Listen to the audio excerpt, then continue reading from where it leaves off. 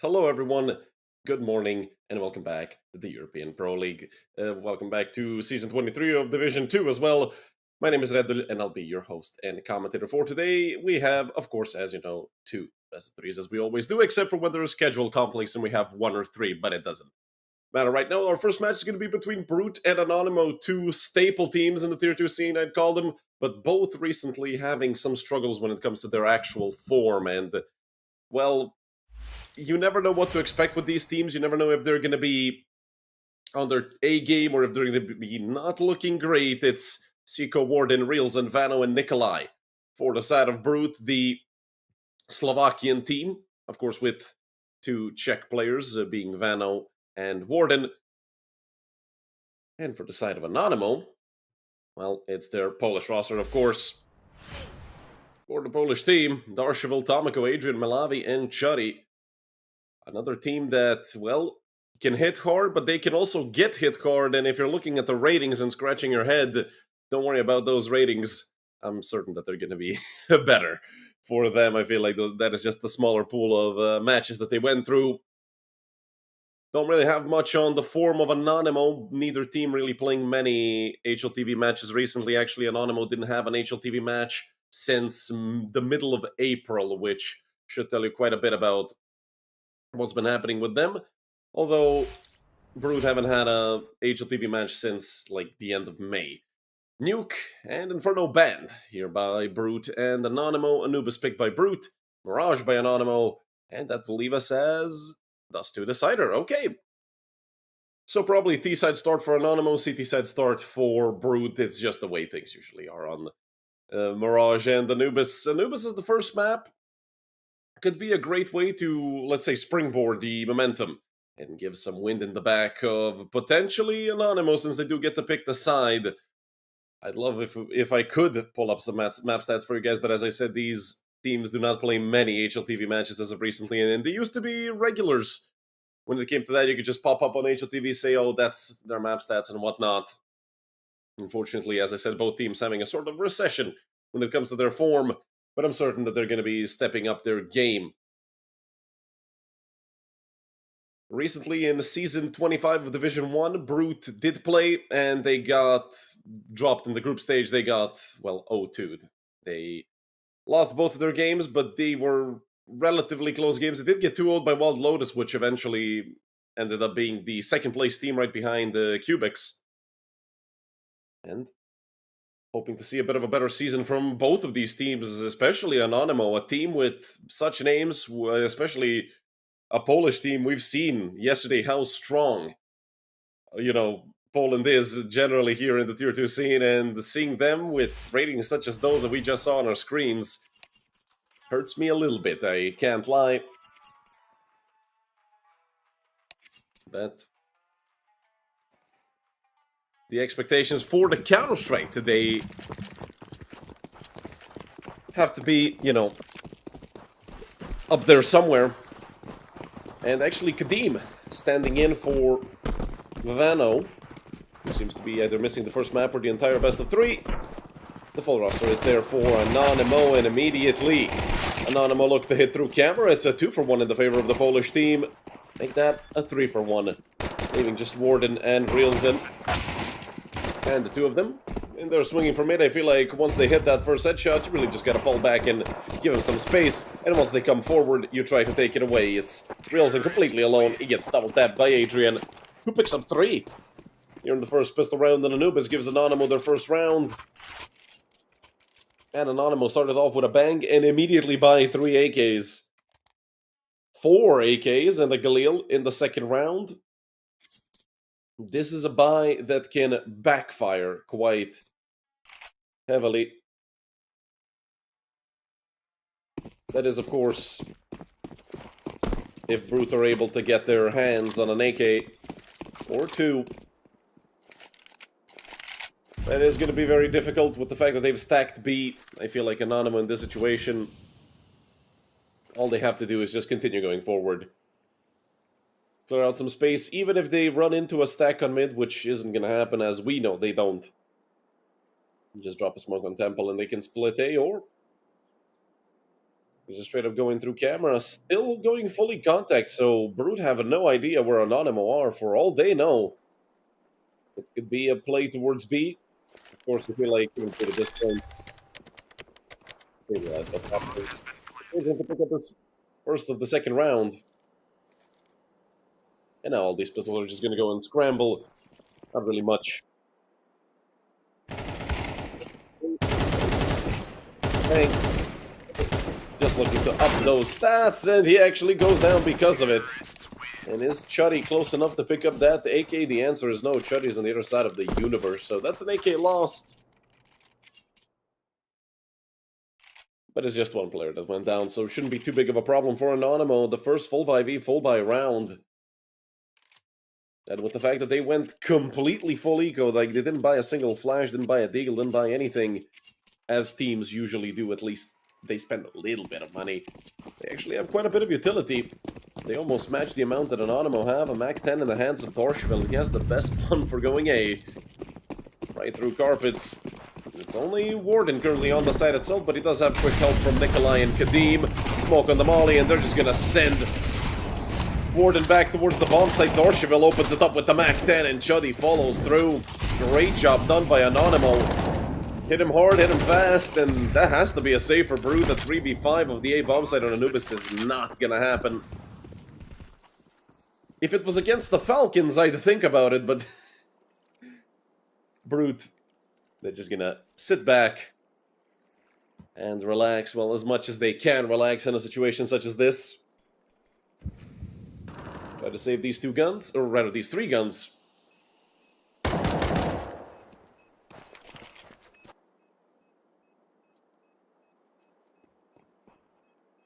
And if ANONYMO... Oh, yesterday. How... Oh, that's the kind of big lead.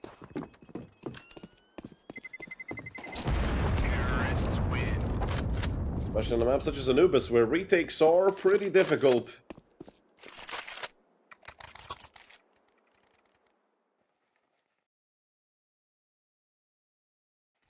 And you see, Anubis is a bit specific when it comes to retaking.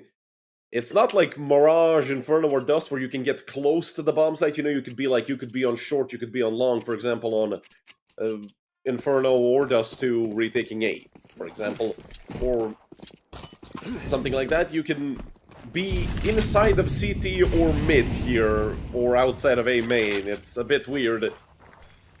I hope you guys can pick up what I'm trying to put down, but whatever it is, you know that retakes 3v5 are just not gonna happen. Moral of the story, don't lose the bomb site within 15 seconds of the round beginning. And I like the switch of tempo instantly by ANONYMO. They've forced Brute into that 2-1-2. Furia really like playing this setup on the CT side. Although sometimes they go for the 2-2-1 and the 1-3-1, and whatever it is, they're still swinging con. It is a 1-for-1 in total, but Zico, he doesn't have that much HP, and he's going to be in trouble here. Malavi finishes off what Dorshville started. There is still a player towards backside. Nikolai, although he only has a pistol, still can be a proper threat if they're not careful. He has Kevlar, and the rest of Brute rotated in as well, but that's why they're just waiting for Adrian. No reason for them to go forward. Adrian can come and backstab all of them, and now that here's the utility coming out from CT, I mean, you can tell these players are turning back around, but they're not going to be ready for this. It's 2 for Adrian, 2 quick headshots. And an AK that can get picked up if needed, but all 4 remaining players of ANONYMO already have AKs. So a quick 4-0 start for ANONYMO, and a full buy round at Brute. Well, the urgency for them winning it just went up. You don't want to give your opponent a 5, 6, 7-0 start. We saw yesterday what could happen. We saw the first 13-0 of the season.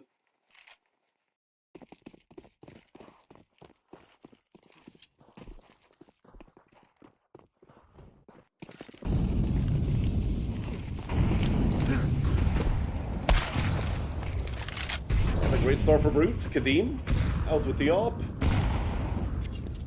Gets the frag onto Chuddy. Malavi also taking half HP as damage.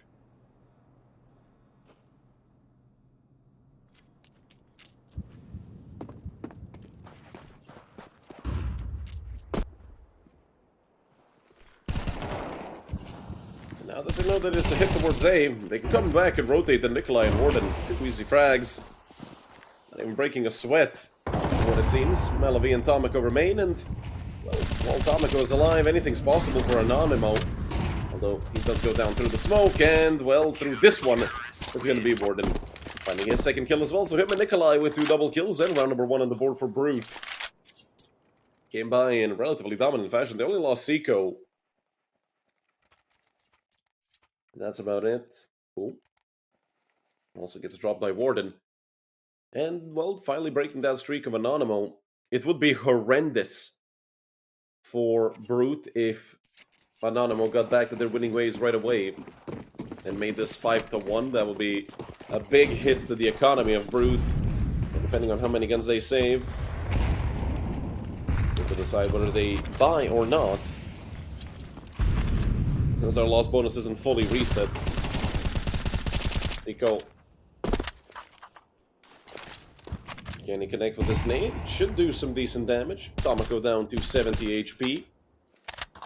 Malavi in the meantime as well. Half HP again at the start of the round. And a bunch of nades being exchanged both sides, but it's Chuddy to get the first kill. Volley into Khan. Seiko is ahead of it. He hears him step into it, and Chuddy, that is a lightning fast headshot. Seiko aimed at the body and, well, got his brain splattered on the wall. It is still Nikolai towards the bomb side, but him being completely alone here. And now that they know it's one player on each side of the map, Nikolai is dead. He has no idea that Adrian's already out through mid. Adrian, again, doing a great job at lurking in through mid. Brute, as I said, it would be horrendous for them to have this happen. It's going to be a 5-1 lead for Anonymo. It's just a matter of how many kills can Kadim find here on the save, and if he can even. So far, he's doing fine, but now that they know where he is, can't even set up to chase him. I'm not sure. I mean, not the greatest amount of money for Anonymo. Might be best for them to look and save these 3 guns. And I think that they're just going to be happy with their 5th round. So Brute unable to streak 2 rounds together. It's Anonymo answering back right away. And just the op gets saved. If you look at the money, well, they're going to be able to buy. Yeah, they're going to be able to buy. Kadim can drop 1, Nikolai, Seiko, and Reels can all buy for themselves. So that talk about the money being bad, well, their loss bonus was almost max, so not as bad as I thought. But now what I said about this round applies again. Now they don't have money, now it's a very important round for Brute to win. Because if Anonymo just streaks some rounds together again, I feel like we're going to be looking at a very, very quick Anubis. Especially with the fact that this is the pick of Brute. Yes, it's the CT side, so some struggles are to be expected. But we saw yesterday this map can be CT, well, not CT sided, but the CT side can win a bunch of rounds as well. And Dorsheville, again, it's an entry frag. Again, it's 2 for Anonymo. And 2 unanswered frags means that somebody has to make a drastic play, flash out into water. Chuddy does go down, but I think that in the death cam he could spot out the second player out in Con, and, well, it's Adrian with 2. Didn't even need Tomiko to flank him into connector. It's Kadim again. And they know he's an op. They know he's usually between mid and A. With him coming into Temple, it could be a frag onto Tomiko again. Unfortunate for Tomiko, 2 rounds in a row. The same situation, a 4v1. Tomiko gets taken down, and now Kadim just goes to try and save. But Adrian, the forever lurk, already coming out through a main. That could be a kill, and, well, with the op missing, it's Adrian with 3. Dorsheville with 2. A phenomenal round by Dorsheville, who opens up 2 players towards the A-bomb site. Essentially, in the 5v3, it's very difficult to lose the round. A 6-1 lead for Anonymo, and now what I said previously applies. Brute, they've been partially reset. Well, it's not a $1,400 reset to be a full reset, so 5.7s, Deagles, MP9s, as much as they are comfortable with purchasing.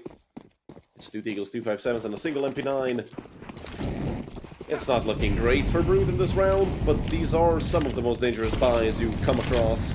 Maybe not on a map such as Anubis, but with 3 players stacked up on B, if Anonymo decide to hit through the smoke, they're gonna get punished heavily. But Tomiko already takes out Seiko.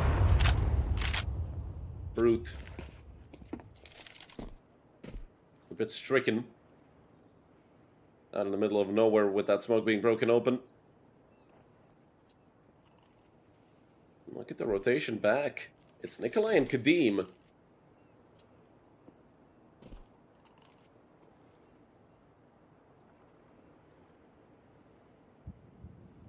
Amako. Should be the first one in the bomb site. And Darshval takes his space on mid as well. They catch Nikolai in no man's land while he was trying to cross into camera. And, well, with the smoke going temple, this really feels like an A-split round for ANONYMO, especially with Adrian making some noise in through main. If Adrian gets this kill, they're probably going to try to pull the rotation over towards the A-bomb site. The Deagle is there, and Kadim does connect. And now they know exactly where Reelzen is. So the utility should be coming out. It's 35 seconds left here for ANONYMO. They just clean out Reelzen, and they know Kadim is on the other side of the map. Does take out Darshval, but it's Melavi immediately to come back and nail Kadim.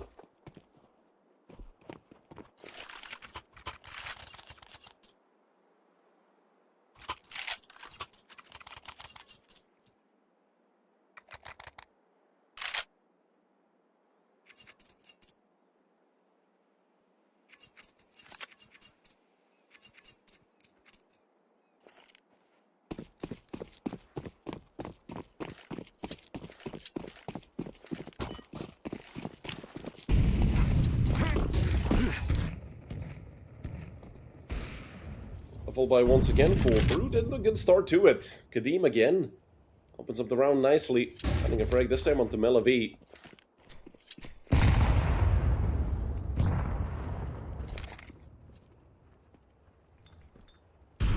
Just playing shoulder peek angle. Does smoke off main. They will try to push him down through the smoke. Warden has help from Nikolai. Chuddy, great frag. Kadim is here as well.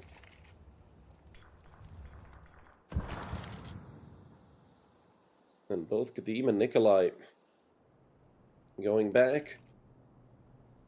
This Seiko is going to get caught out. Luckily, the trade is going to come through right away. Tomoko did not expect that smoke to fade so soon. It seems like, or rather, did not expect them to be both in camera. And Nikolai already rotated here to help out Reelzen. Let's get caught out a little bit, but Reelzen falls. Nikolai makes it a 2v1 and shuts down Darshval as well.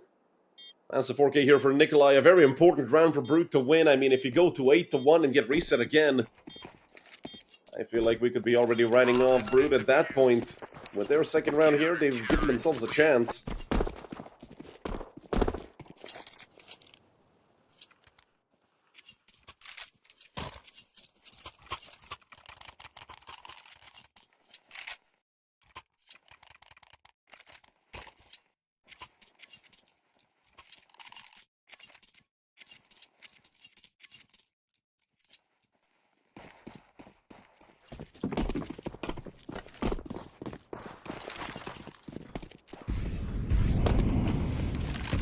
Of course, for ANONYMO, it's not a question on whether or not they're gonna have a full buy in Kadim again. It's Melavi immediately falling. I mean, 2 rounds in a row. If anything, he gets to scroll TikTok or Instagram Reels or whatever. Because Kadim has had his number these past few rounds. Nikolai gets a frag onto Adrian as well. If you look at the money on the side of ANONYMO, there's everything from 600 to 5,700. So not really sure what they're going to be doing when it comes to the buys that they're going to have. Other than that, it's another 1-for-1 and in total a 2v4 for Darshval and Tomoko. 2 phenomenal players. And also, it's only Warden on the A-bomb site. Just an MP9 in his hands. I mean, this could get tricky for Brute. They're very split up. The 2 closest players to each other are Seiko and Warden, so if ANONYMO do decide to hit towards A, there's going to be some trade potential there for Brute. Otherwise, if they go through Temple, which it does seem like they're going to be going, if Kadim misses, oh my god, Kadim, that is the worst timing you could possibly catch. Oh no. Kadim turned back around, he nearly collapsed them, but he does miss. And now Reelzen has to rotate in through Connector. I believe it's just going to be a safe plant. With that Molly going into Connector, they're going to try to get the bomb down. Reelzen does not have an angle onto anyone. Now out from CT, 2 players in from Connector, now it's only 1. And Tomiko, he's gonna have the info for Seiko as well. He knows exactly where both of these players are. Seiko making a lot of noise. Tomiko holding the angle, but he can't find the shot. Seiko showing great awareness. That's a third for Brute.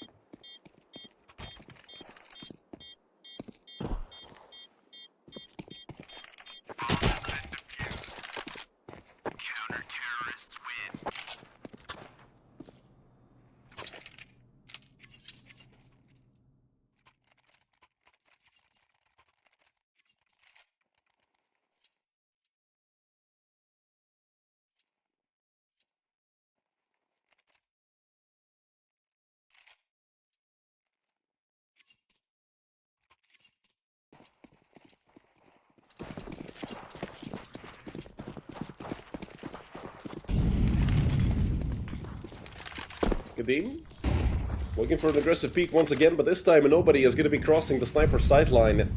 They've been burnt a few times, and ANONYMO, they have a full buy again, but they are facing reset, so it's a potential 2,900 buy in the last round of the half if they do end up losing this, or 2,400 maybe even. So a good chance for Brute to make it potentially 5 at the half. With the way this started out 6-1, it did not look like that was going to happen for Brute.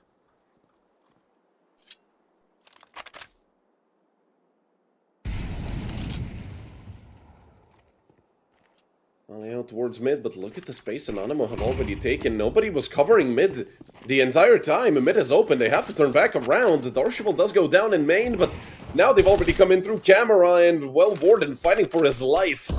Left on just 19 HP. It's Adrian again out the lurk position. Takes down Kadim. Wilson does trade back. It's a 2 versus 2. Most likely going to become a post plant very soon. Melavi coming in with the bomb. About to smoke off camera as well. And this is what I was talking about. Look at the space they've taken. Seiko and Realzen have to go all the way through C. Look at how aggressive Tomiko is. He could get punished very quickly, and Seiko does take him down. That leaves only Melavi 1v2. And you can tell he's indecisive. That might cost him. He has to reposition to 1v2 with the AWP. Not the best weapon for the job, but if he gets one and is able to fall back, he's going to give himself a massive chance. Molotov thrown. Melavi connects. And the bomb is planted for him. He's the one that planted it himself. He knows exactly where it is. Melavi swings out and he gets it. 1v2 played horrendously by Brute. And Melavi says, thank you very much. I'll be taking that. Sends him packing. And now, well, the economy of Brute comes to show itself in its true form. I mean, there is an AWP, there is an M4, but 2 FAMASs, an MP9, and, well, a very small amount of utility. 2 smokes, 2 Molotovs, and 2 flashes, as well as another smoke in the nade.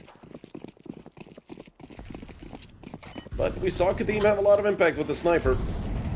And it could be something again from him. It's a 1-for-1 trade over towards B main. Wilson through the smoke with an MP9, and a decent nade there falls onto Tomiko. Wilson gonna take some extra damage, and out from Khan comes Dorshville. And this is a 9-3 half. I don't want to be that guy, but I don't know how the hell they're gonna retake this with an AWP and a FAMAS. No kit. A Molotov in the smoke. Warden is gonna just drop the molly in. Well, that's how they're gonna retake. Dorshville gets caught out, but look at the smoke that falls into Khan. Both of these players are coming in through connector. And they're gonna have to run through the smoke, and Chud D, is he gonna get caught out? 16 HP, 1 bullet could take him out. Tomiko goes over towards main, he gets the first, and now they know exactly where the second is. Tomiko with 4 to end off the half, and the 9-3 lead at halftime for ANONYMO.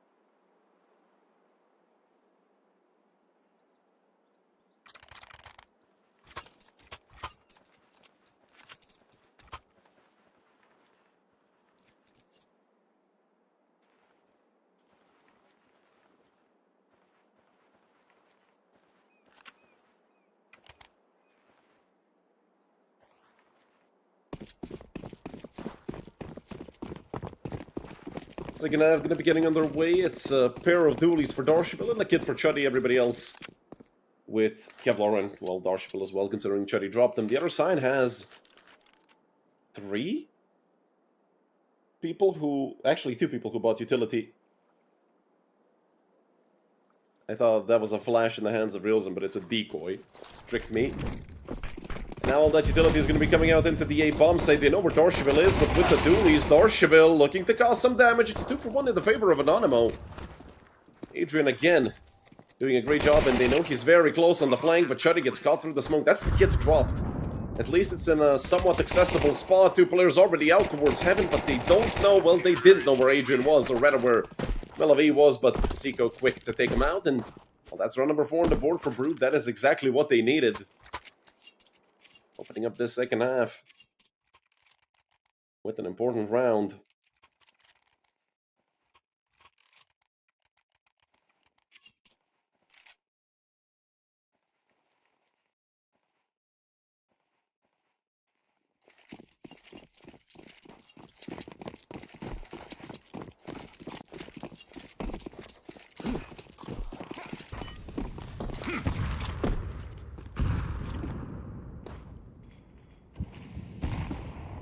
Five MP9s in the hands of ANONYMO players. An interesting buy. 2 of them with helmets, Darshville and Adrian, the ones that have their noggins protected. And, well, Warden had a helmet, and it didn't matter at all. Just got drilled by Darshville's MP9. And Nikolai has no idea how close he was to death, how close he is to death right now. The jump peak. Well, didn't connect a single bullet there for Adrian. And with Brute seeing that pair of MP9s towards the A-bomb site, they might even be able to rotate back towards it. That's exactly what's going to happen. Nikolai taking a lot of space out through A main. Kadim catches Melavi. And this should be a save, realistically, for ANONYMO. They're not going to have anything in the next round if they all go down now. Do you want to save MP9s and try and play something maybe a bit more aggressive in the next round? It could be a gun to pick up there in main, I believe. But it was a back 10 that Warden had, so not even an upgrade. Straight up worse than the MP9. Nikolai, let's get dinked. That's the second kill of the round, and now it's Darshville and Tomiko certainly saving.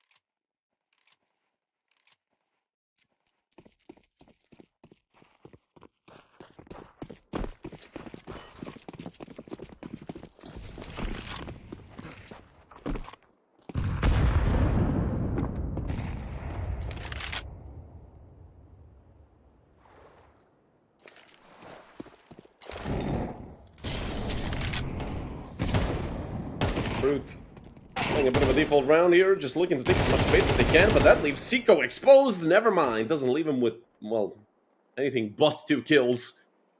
And with the 5v3 Brute, wherever they go, they're gonna have, well, I was gonna say they're gonna have a good time, except for Seiko, who gets nailed by Melavi's Deagle. But it's a quick trade by Realzen, leaving just Darshville and Adrian. And now just Darshville. And I do believe that they know he's the A player. Since, yeah, the dualies in the first round, he's been playing nothing but A. Seiko and Warden with double kills. And Brute with 6 rounds. They've halved the advantage that ANONYMO had. From 6 rounds to just 3.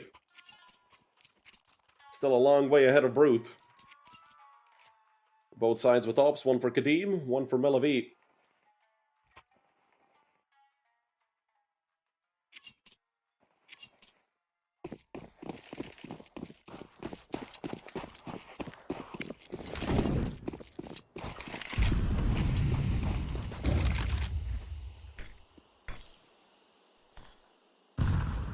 Boost up for Kadim.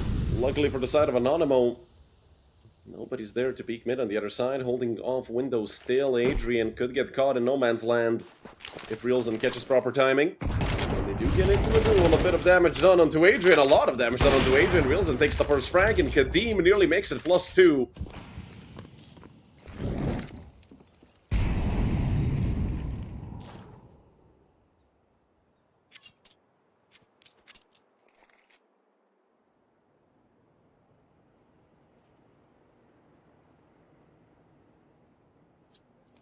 Two players on the B side already, fourth, or rather third in rotation.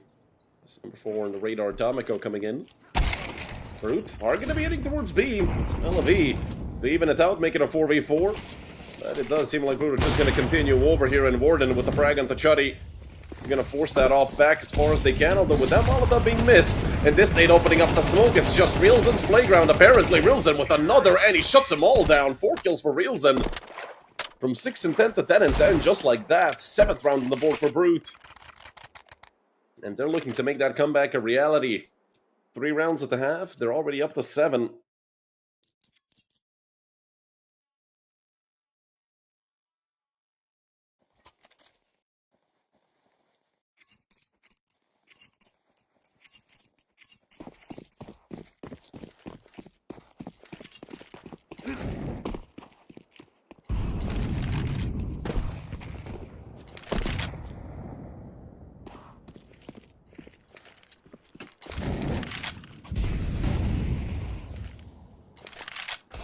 Two Deagles and 3 MP9s, and one of those Deagles opens up Realzen on mid. That's a bit of revenge for the previous round there for ANONYMO. Fortunately for Brute, that gun cannot be picked up just yet, since it's all the way on the T side of mid. I mean, you can't really come out there on a round such as this. You know that Brute are going to be holding off on that gun, which Kadim is doing with his off. The 2 players going to look to swing main. The Nikolai at risk of going down as well, or he gets both here on the trade, Nikolai. 2 headshots and a 3rd player there as well. Nikolai just ran out of bullets. Needed to connect 1 more there to take down Melavi and give Brute the 3v2 advantage. Now it's the exact opposite. A 2 versus 3 for Kadim and Seiko. 50 seconds left on the clock. Considering Anubis is a map with quick T-side rotations, that's plenty of time for the Slovakian team.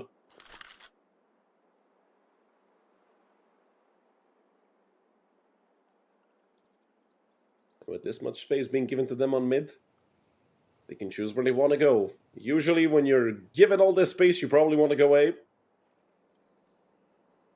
with 25 seconds left, considering A is technically closer to mid than B, that's probably where they are going to hit. 15 seconds left. Melavi is on 15 HP, or rather 20. But I mean, I don't think it makes a difference if it's 15 or 20. He's dead to a single bullet anyway, just like that. Seiko connects immediately. Although he is left with 55 HP, and Kadim immediately turns back towards mid. Easy frag for Kadim. And Damiko wasn't even given a chance to trade. Kadim on the turnaround again. It's 2 double kills this time for Nikolai and Kadim on the side of Brute, and that's their 5th in a row. Great job being done so far by Brute on this T side. ANONYMO completely falling apart.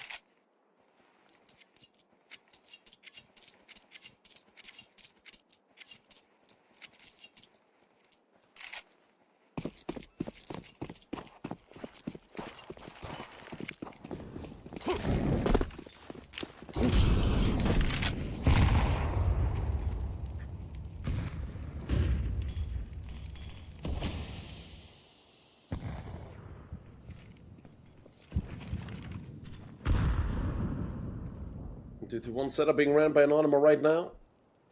And a 3-1-1. Not something you see quite often, considering how much Brute have been pressuring mid. It's weird to leave just 1 player here, especially with only 1 being behind them on A. And Brute really recognize it, but they go back. Still completely split up. I feel like they're uncertain where they want to go as well. Minute left on the clock. A chance for Brute to get the equalizing round and make it their 6th in a row, make it 9-9 as well. Chuddy just spamming down through the smoke, a bit dangerous considering the A4 does leave tracers. And He has dropped the flash to his teammate, Chuddy. He thought he might have wanted to peek on. It is going to be a B-split here for Brute. Molly over towards main. Two players coming in through connector. Chuddy lines him up, but he can't get a single kill. And it's Seiko and Warden to pick up 2 in total. Tomiko from Ninja, helped out by Darsheville. And they need to drop a flash as well, or maybe not. Darsheville with 3 and with 4. Shuts down Brute. Finally around in the second half for Anonymo. Took him a while. It's 10-8 for the Polish team, but they're not in the clear yet. I mean, Brute have so much money. They have certainly at least another full buy here, and with an op as well.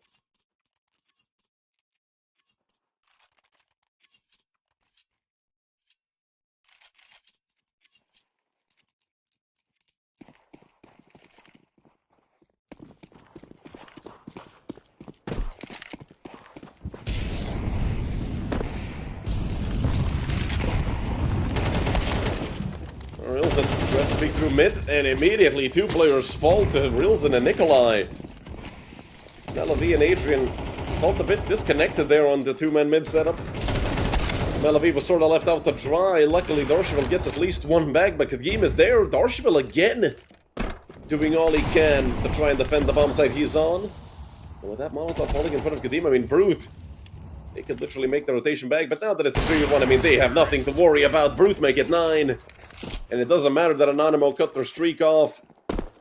They're going to win the next round right away. Now money is going to be a problem for Anonymo. Although 3 and 4s and an op, I mean, Tomiko, MP9 or Deagle.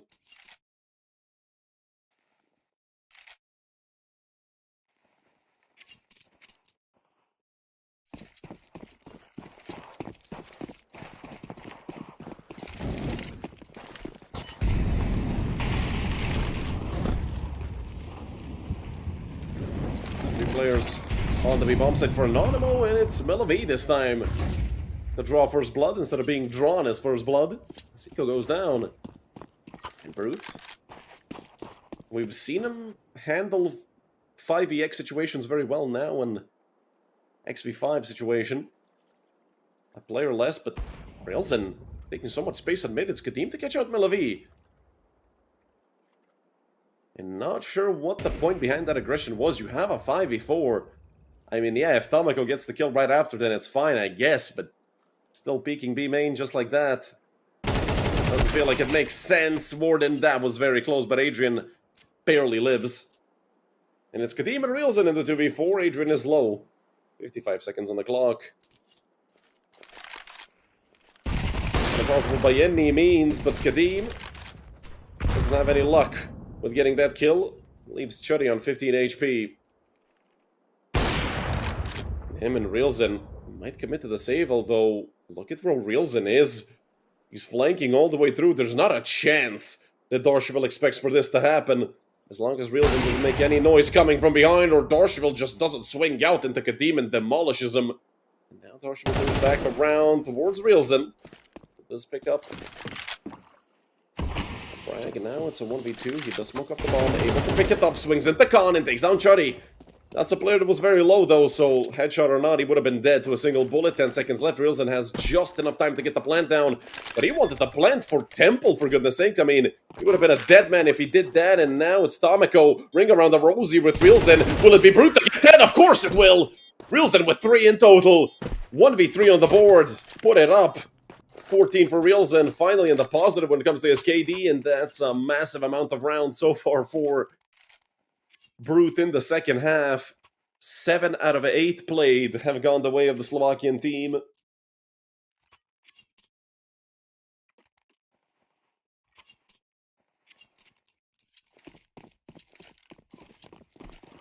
Don't forget, Anonymo had a 9-3 lead. And it's all come crashing down. The scoreline says 10-10. And look at the buy that Anonymo have, for goodness sake. They have no money.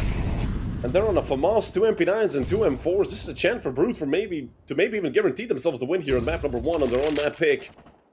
Even though they did struggle a lot.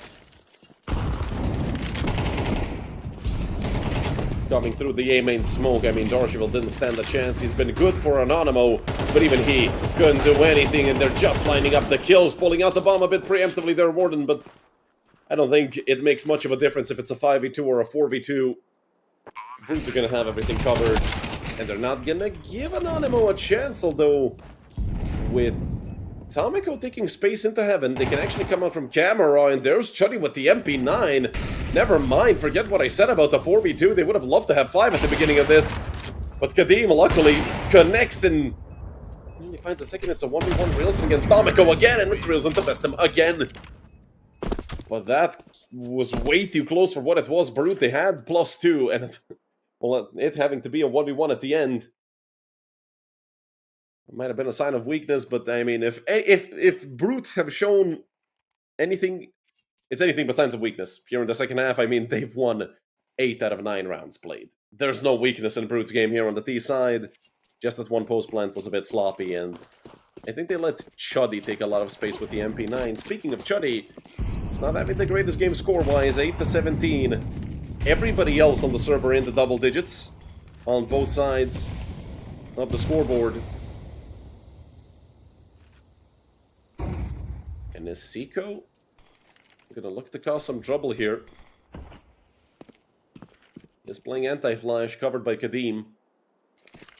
A very, very passive setup by Brute, giving a lot of respect to ANONYMO and their potential buy, but it's another round where ANONYMO spent all their money. And it's not looking too great. They're facing another reset. Yes, the loss bonus is max. It's a 3,400, but I mean, nobody has over $100 saved up. It's now or never for ANONYMO. You don't want to play the potential last round of Anubis with $3,500 in your pocket. Obviously, it could be worse. When it comes to getting reset with a 0, 3,400 is the best you can have. And ANONYMO again. I can't believe they've been leaving mid so much. Brute have been playing essentially nothing but mid on this map. And nade towards main. And now they're going to pop into the A-bomb site, and when you see nobody on the site itself, you could expect at least one to be in main. And, well, they're going to molly pillar, and now they can just hold off towards main with that nade coming out. The smoke is there, and one goes down. They saw the second cross as well. They know exactly where the Darshpil is, and yeah, this is shut down completely. I mean, they're not even going to get a single kill. Potentially, Melavi has to run for the hills. This off is going to be worth its weight in gold, especially if he can carry it over, but I mean, Brute. The bloodlust is here, and the bloodshed is there for ANONYMO. 4 players go down without a single trade. And they spot out Melavi. Melavi is gone. He misses once. I'm not sure if he's going to be given a second chance. A third one, certainly not. A team ace for Brute. And they're up to 12. Just a single round one in the second half by ANONYMO, who have completely crumbled on the CT side. And I haven't seen ANONYMO call a timeout. I mean, they just don't want to call a timeout. Because why would they? 3 MP9s and 2 FAMASes is all they're going to have. And not a single kit as well, which could prove to be a problem. Not sure why Melavi went for a helmet with the MP9. I mean, you might as well buy a kit at that point. But it might be because Melavi wants to play something more aggressive. And the helmet could make a difference. Yes, the mid player, there's a chance to get wallbang through the door. Or at least he started out on mid Melavi. Banged up through the smoke, left with 27 HP, 3 players. Sit on the B bomb site for ANONYMO as of right now. And with a minute 25, Brute. Where will they decide to go? Tomiko wants to clear out B main, but not a step too far. Otherwise, Kadim is going to just nail him with the op.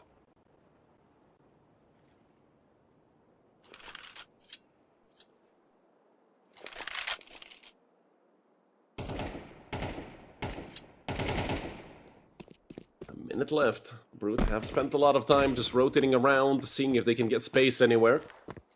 Warden is gonna look to make some noise towards A main. It's 3 players on mid for ANONYMO. And Brute, this late into the round, I'm not sure if they're gonna be playing mid again. Molly for camera, nade for main. That's gonna pull another player over in rotation towards them. It's only one on the B bomb site. Chuddy has to fight with his life, and he has nothing but an MP9, no utility to help him out. Melavi does make it a 5v4, so if he just goes 1 for 1, Chuddy is going to do his job more than fine, but the bomb has to get planted here. It's the default plant. Can't really stop it with the weaker weaponry. You would need an op for the wallbang, but it's a 5v3, and look at all the trades coming out. It's Kadim and Nikolai in the 2v3 left all alone, but Nikolai picks up another. Can't get his third. So with 2 kills for Nikolai, Kadim is left in the 1v2. Bomb planted perfectly for him. They have a kit in the smoke. They can look to peek into him. Kadim gets the first, and they want to swing him again. Kadim re-aggresses with the up. Kadim with the quick scope shuts down Tomiko. Tomiko had to get that kill sooner. You can't give Kadim a chance to stand in doing wonders here for Brood. 13-10 after a 9-3 half. Anonymmo get embarrassed on the CT side. I mean, this is horrendous to win one round on the CT side of Anubis. I mean, come on. It's a T-sided map, but it's not a 90% T-sided map. It's like 52, 53, 55, something between those numbers, depending on literally how the teams are feeling that month. So when we pull out the statistics, we know.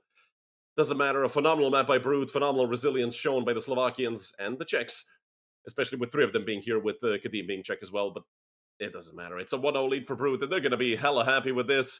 Their own map pick. It started off rough, but they ended it very nicely. It's going to be Mirage map 2. You guys stay right with us, because in about 10 to 15 minutes, we're going to see if Anonymmo can save face and win Mirage and take us to a decider.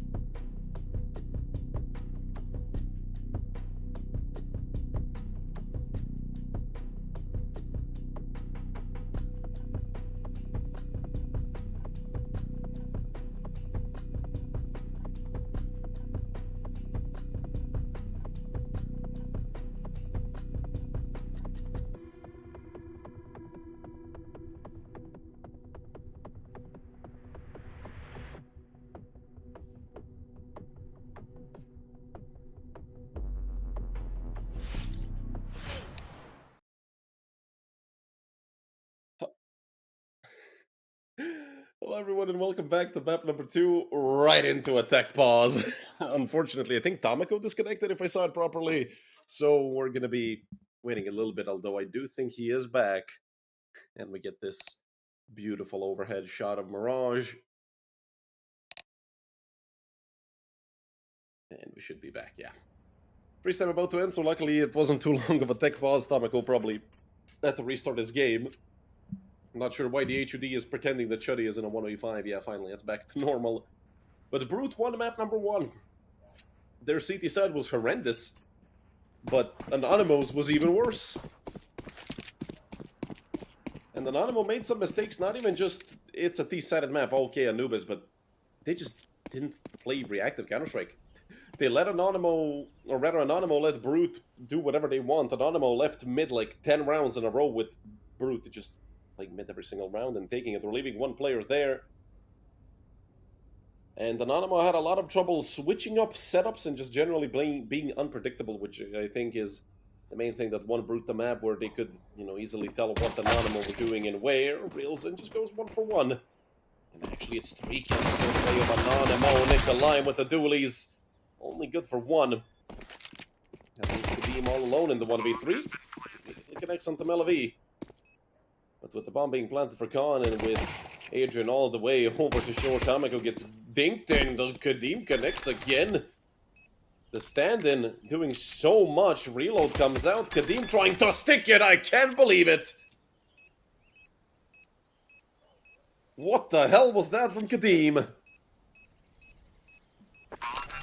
What an insane round. I can't believe it. What? Hello? He's gonna get an op out immediately. Okay, well, now he's trolling, because in a million years I've never seen an op actually, especially, okay, good. Usually when you knife somebody and buy an op in the second round, you get demolished by a deagle. This time he didn't knife anyone, but my goodness, Kadeem, what?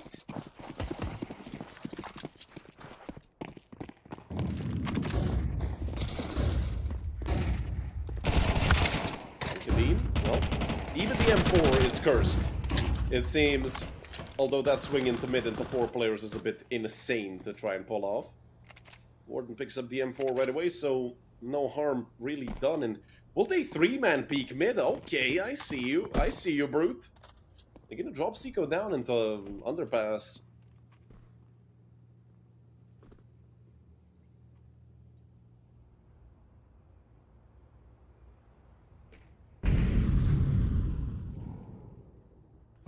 Look at the position that Nikolai has. He's up close with an MP9 over in Palace. Nikolai, what is he gonna do there? Nothing. Well, not nothing. He's gonna do a lot of damage onto Adrian. Reelson is a bullet away from that. He's gonna have to look towards Palace. He tries to reposition Shadow, and he does get there. Adrian offers himself up, and Reelson wallbang perfectly connects onto Dorcheville, and then Melavi tried to peek with a scout. Reelson with a massive triple kill, and that's another heroic round for one of the Brute players. ANONYMO can just sit and watch. Warden swings at the Tamako. What a way to win it. Reelson. Heroics. Over towards Under Palace.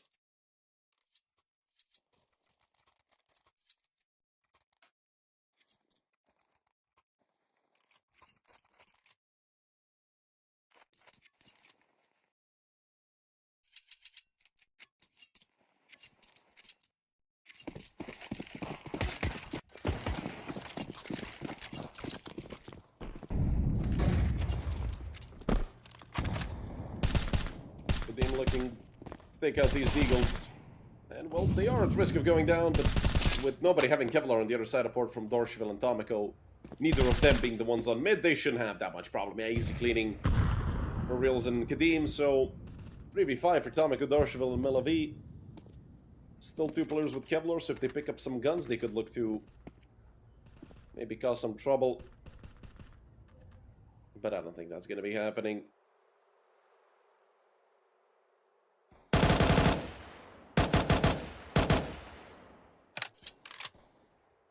It's just Melavi, and he's down as well. 3 for Kadeem, 2 for Reelson, and round number 3 for Brute.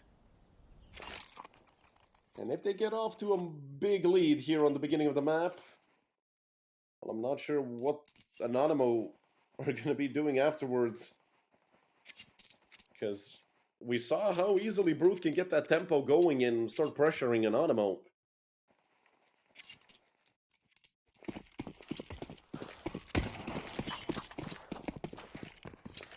ANONYMO need to wake up as soon as possible.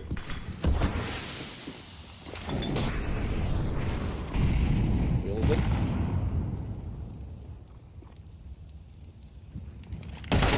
Aggressive on mid, but it was Darshable who was ready. Luckily for Brute, the trade comes out immediately. There's Seiko, and now he knows of the second player mid.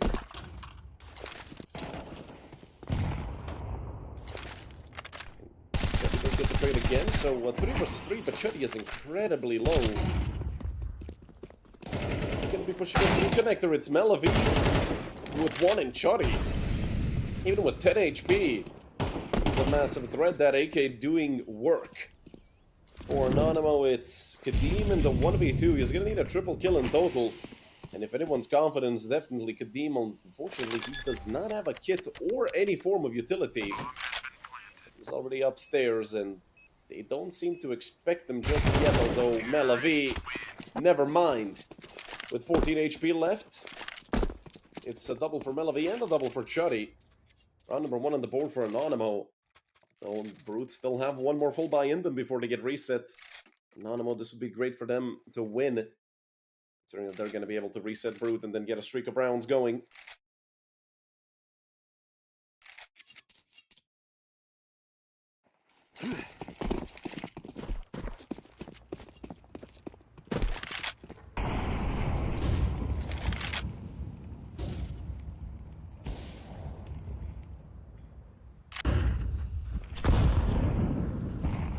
Darshable again, right behind the smoke, waiting for a flash to come out from Melavie. And this time mid-control given over by Brute. They want to try a different approach, not going to be sending anybody up mid to pull any aggressive shenanigans. The B has been a little bit neglected throughout these first 4 rounds. It seems like it's going to be neglected again.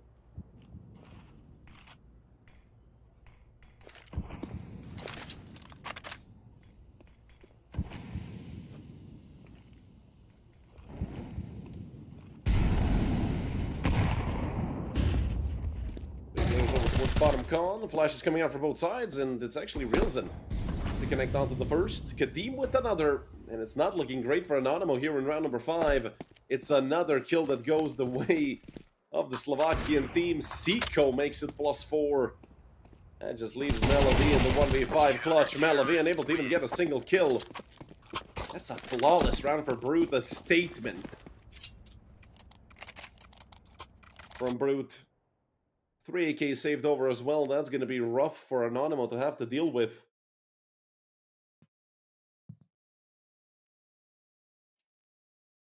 They can't even full buy here. They have to go with Tech 9s and Deagles. Although I'd love to see a B-rush come out of ANONYMO.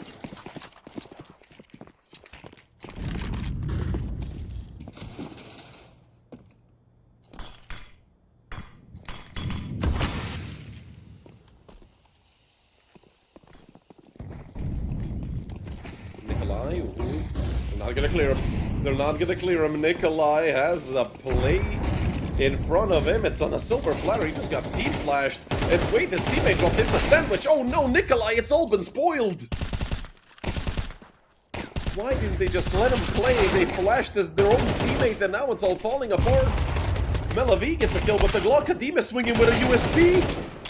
And at the end, it's a 1v1 Tomiko v Seiko. Both of them very low, but Seiko connects the headshot. What did I just see?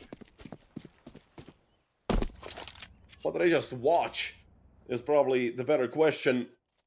Nikolai gonna be cursing his teammates for eternity. I'm not sure who threw that flashbang, but Nikolai absolutely ate it for a 4-second blind. And then, was it Rilzen who dropped into sandwich? I'm not sure. Somebody, it feels like a Rilzen play to pull that stunt. At this point, I don't even know anymore. Did they miss the window smoke? Oh, come on, ANONYMO.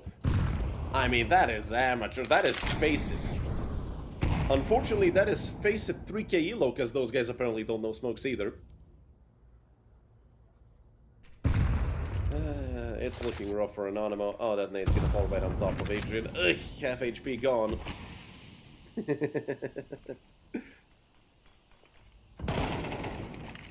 Seiko does get traded out by the Molotov, so Tomic are gonna be happy with that, and Chuddy makes it +1 for Anonymmo.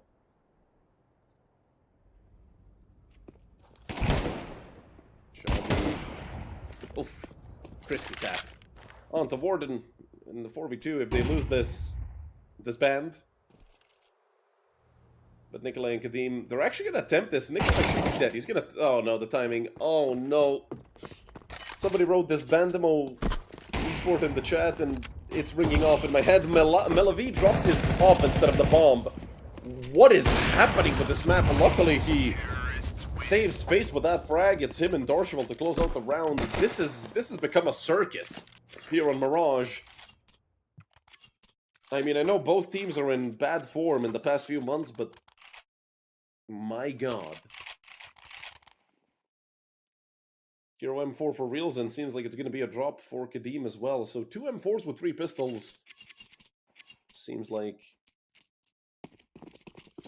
it's still going to be a somewhat dangerous buy with 2 Deagles and that 5.7, so Brute putting themselves all in here in round number 8.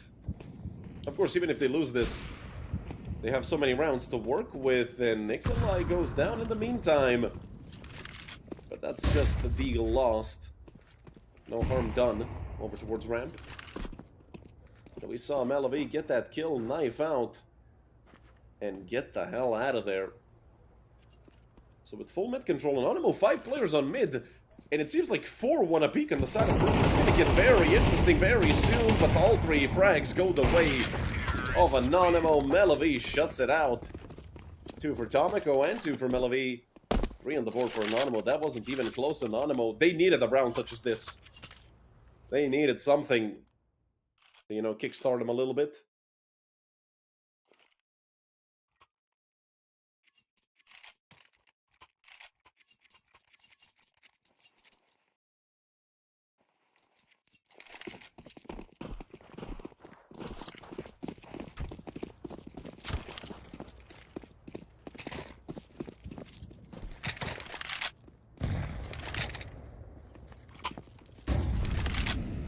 Full USPs for the side of Brute. I'd say nothing to worry about for Anonymmo, but at this point, you have to worry about everything. Missing some frags here, but it doesn't really matter. It's Eco Cobra time anyway. Goes on last man alive, and well, it's gonna be Chuddy to find them. 4th on the board for Anonymmo. Up against the full buy. They're gonna have a chance to even out the scoreline, make it 5-5.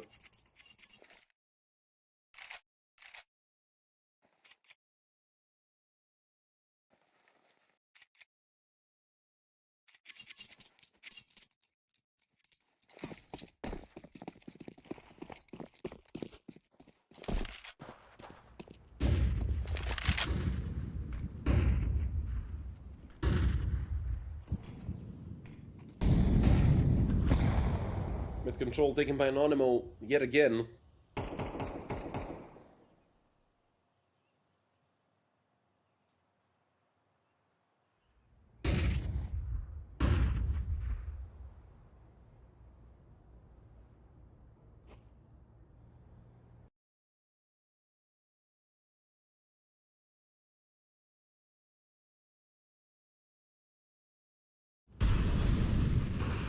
A bit of a freeze there on the feed. And it's Melavi and Chuddy. Right after the freeze, Chuddy again.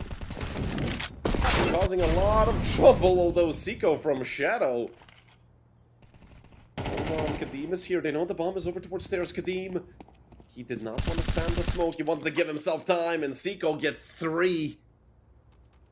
The sneaky beaky play from Seiko might have just saved Brute here in round number 10. The bomb has been picked up by Melavi. He's already booking it for the B bomb site, as it seems. And look at Brute. Both of them rotating B. I love the fact that Kadim and Seiko are going to play this together, and that they're not going to leave 1B, 1A, because that would actually give Melavi a chance. And Melavi running pistol out. He's going to get caught on the cross. Kadim gonna drop the molly. Seiko just comes out. What a job done by Seiko. 4 kills. And the reposition into bench. Incredible work by the side of Brute. It was a 4v2 at one point, with Chuddy opening up the entire A bomb site.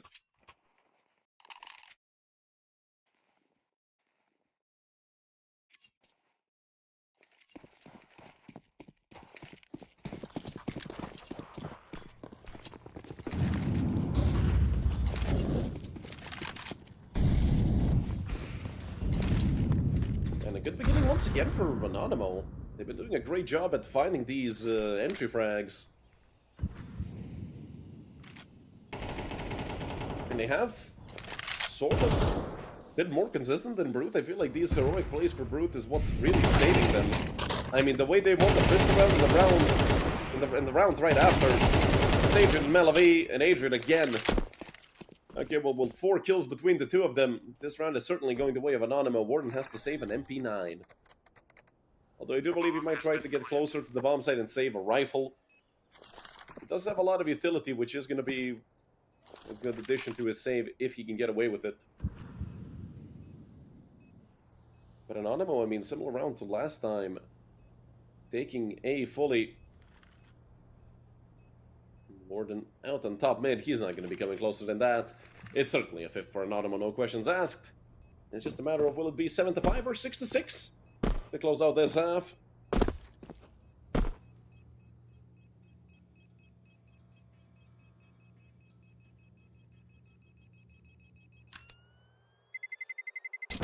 Terrorists win.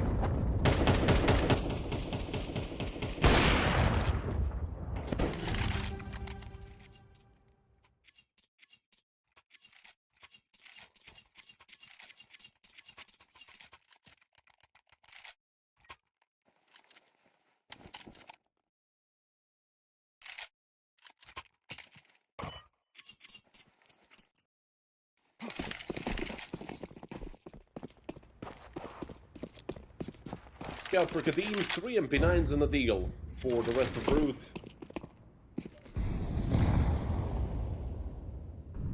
4 AKs and an AWP for ANONYMO, no questions about them having a full buyer. No, Chuddy spots out 2 players towards A. It's that's a bit of an overflick. The bomb is left in spawn, so Melavi's gonna go pick it up. Adrian and Melavi both tagged up by the scout, left on 31 HP. They're both. Seiko, crazy swing from window. The nade is gonna miss him, or at least not tag him enough to kill him. 16 HP left for Seiko. Tomiko to be the playmaker here, coming in through connector into stairs. He's gonna take a lot of space. He's gonna take Seiko as well. There is a player right under him, and well, all of them go down.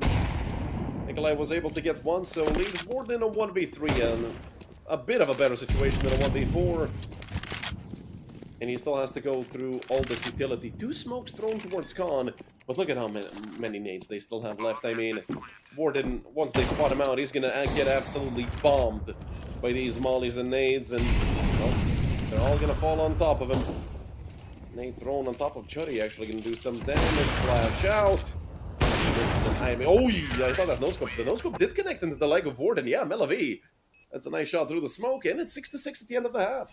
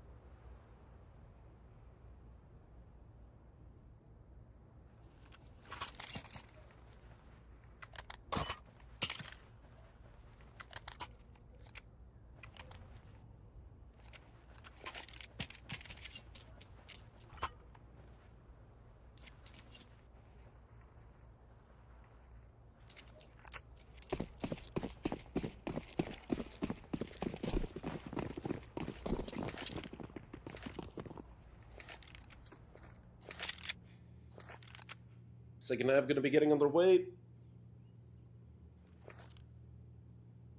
It's Brute on the T side, who will be getting the advantage early on here in the second half. Utility to cut off everything apart from CT. It is Chuddy out towards Triple with the USP looking to fight. He just gets ran over by the Glocks. They've taken so much space on the bomb site. They don't have a flash for CT, but the bomb is certainly going to get planted.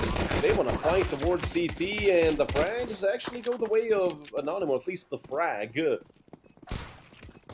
One towards jungle. A great job done by Kadim to get one more, and it's traded right back. They're running after Tomiko. Tomiko running out of bullets. Selkie might get the knife. Wilson did attempt it, and in the meantime, Kadim is just killing everybody with the P250. Again, it's Kadim on the piss around with a triple kill, all headshots, giving Brute a 7-6 lead.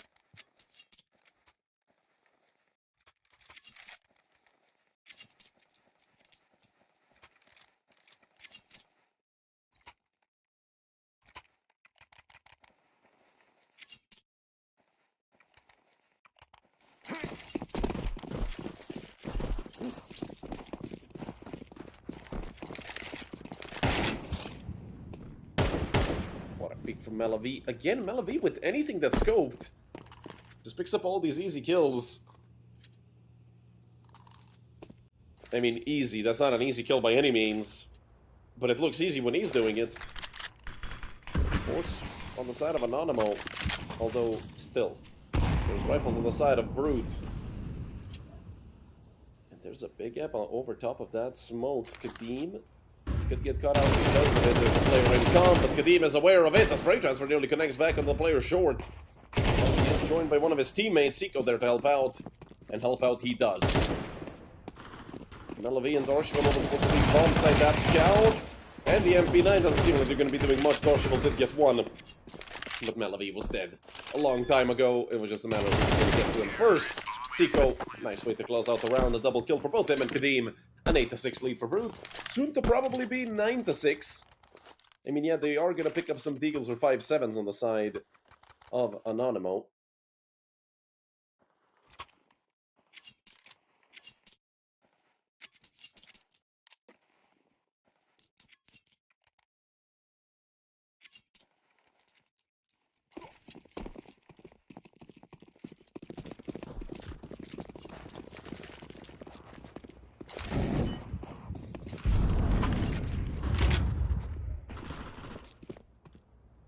Nikolai opens up the round nicely, but it should be a routine cleanup. I mean, yeah, they do have Kevlars here on the side of Anonymous, but Brute really shouldn't be struggling at all in a round such as this.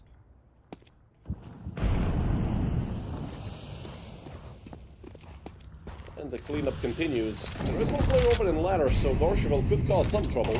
Oh, and a flash from Reelson to come out. They bait him out. And a great job done by Kadim and Reelson. Just Chuddy and Melavi should also get taken out very soon. Nikolai actually, right as that smoke fades, Chuddy falls to Nikolai's Mac 10, and they know where Melavi is. Almost a triple kill there for Nikolai. If he had reloaded his Mac 10, would have had an extra $600, but I don't think it really matters to him. He has 6k anyway. Brute up 9-6 here on the T side of Mirage. And now it's a do-or-die situation, I'd say, for Anonymous. Yes, there's still quite a few rounds to play.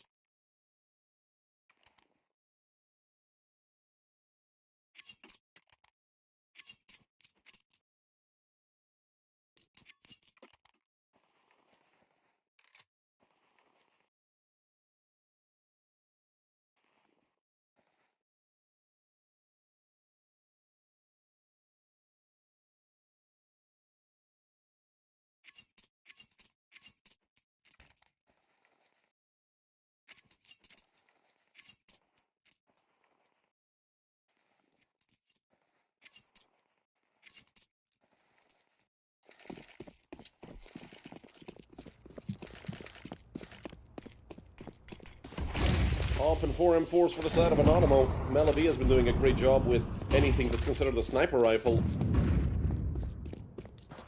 He's towards window again. No window smoke thrown by Brute this time. They're setting up a very early hit towards the A bomb site. And you can see Melavi rotating over towards B. This could be the perfect call by Brute. And the perfect storm to happen to them. There's smoke and cross smoke come out. Adrian barely left alive. Doesn't get a nade off, but it doesn't do too much damage. It does land on top of Zico though. But it's Chuddy and now Melavi looking for 2 kills. Melavi on the op doing a great job. It's Adrian and Dominico as well. It looked so good for Brute, and it's all gonna come crashing down out of nowhere. Melavi with the double kill. Anonymmo hold on, but look at their HP bars. That was an incredibly close round, even though they had 4 alive.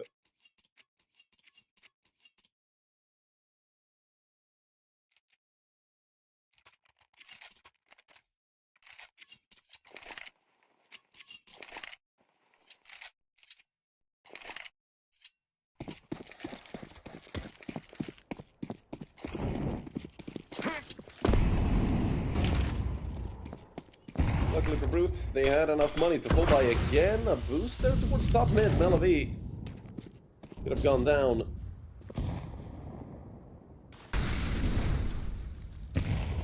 Team boosted up as well. Looking over towards Khan. See the barrel stick out, but he connects onto Tomiko instead. Great job done by Kadim. Though Adrian did get a trade. So it's still just a 1-for-1. Although with Brute taking that much space, essentially they've been given mid control. Smoke comes out to both Khan and to Window. Defensive smoke thrown by Chuddy. It allows Nikolai to get out towards bench, and Reelzen catches Adrian sleeping. That's a +1 there for Brute, but 2 players already have rotated over here, and Chuddy makes his presence known, makes his presence well known with those 2 frags. Reelzen can't quite catch out the player on the bomb site. Kadim immediately flies out of Palace. Gets the bomb down, and it's Melavi in the 1v2. 17-9. Melavi has been the best entry fragger so far this map, considering how many first kills he's found with the AWP. In the 1v2, he doesn't have a kit, only has a flash. Time is slowly running out. He has only 15 seconds more to try and clear out the entire bomb site. Flash thrown by Kadim, who's getting antsy, and he catches out Melavi. Full house for Kadim and Reelzen, and the 10-7 lead for Brute. Money not looking great for Anonymmo.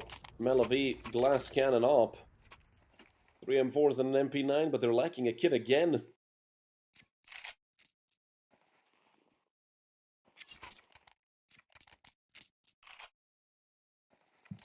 4 out of the 5 rounds in the SAF so far have all been won by Brute, who again are showing us a phenomenal T-side.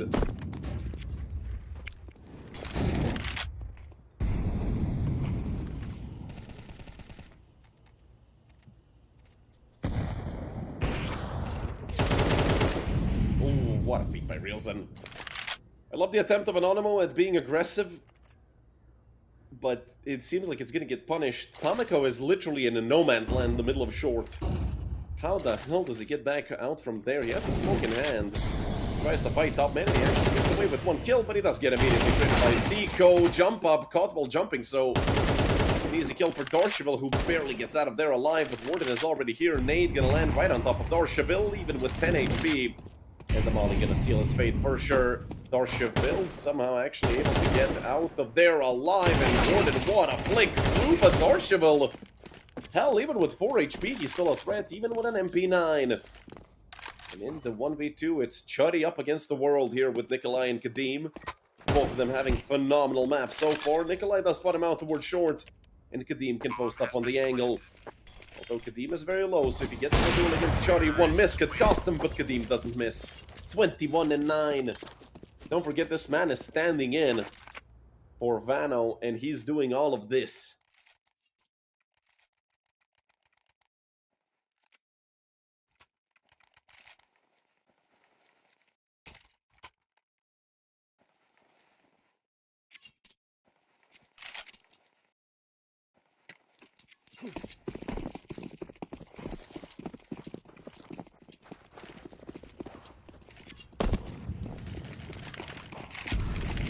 Another discombobulated buy for Anonymmo, but unfortunately that's their fate here, because they have to keep buying up until, well, they have to keep forcing up until they reset Brute.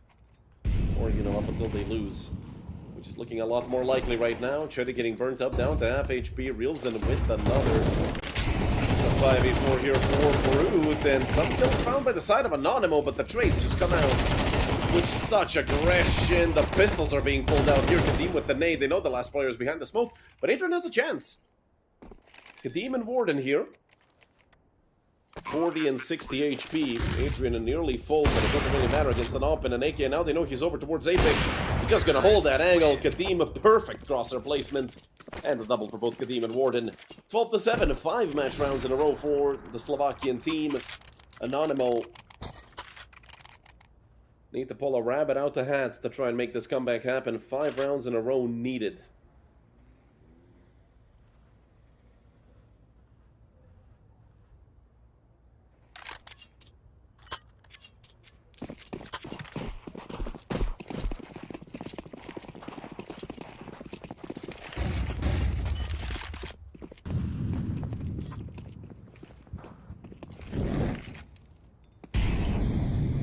Mid control given up by Anonymo. They know they don't have the needed equipment to fight this. Kadim. That was almost a chance for him to find the frag. It's Nikolai to get the first on the Atomico, but he is very tagged up. And it's not looking good here for Anonymo. The wallbang comes out as well. Somebody stop these guys. They're running with it. And Brute, I mean, this has to be a victory. Come on, it's a 2v5, MP9 and M4. No chance for Anonymo. And it's been, well, it's been a weird day so far. Great nade by Zico as well. Maybe just Darchevel with 19 HP. He's not doing anything. Warden to clean him out, and it's a 2-0 victory here for Brute. A quick 2-0. I mean, it would have been quicker if they didn't need to make a 9-3 comeback, but they were simply the better team. No questions about that. Anonymo, they had some atrocities when it comes to Counter-Strike today. Hopefully, they can recuperate. It is still just, this is the second day of EPL Season 23 Division 2, so they still have time to fix their mistakes, but boy, do they have a lot to fix. Anyways, that's it for the first match. Our next one is going to be in about 45 minutes, so you guys can go on a short break. You'll see on the screen here between who the next match is, and, well, I'll go on a bit of a break here. I have to eat something as well, so I hope you guys can grab some food, some snacks, some drinks, whatever, refreshments, and I'll see you guys in about 45 minutes.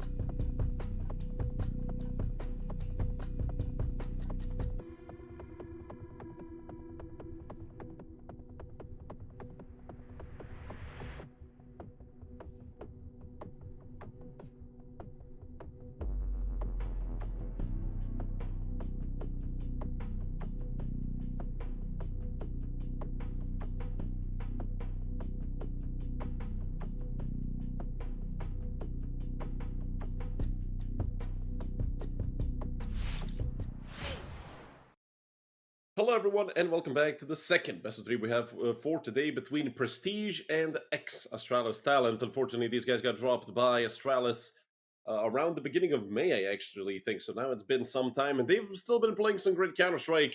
And this is a bit of a Danish duel, if I'm not mistaken. Prestige, also a Danish team, from what I remember checking. I'll check again, but yeah, both teams Danish. And both teams, I believe, are going to be ready here. You can see the roster of Prestige. It's Mizzy, Nikki B, Molo, Folke, and Gade. And for the side of Ex-Astralis Talent, you already know Lumsen, Skoto, Zento, Suma, and Thamlike.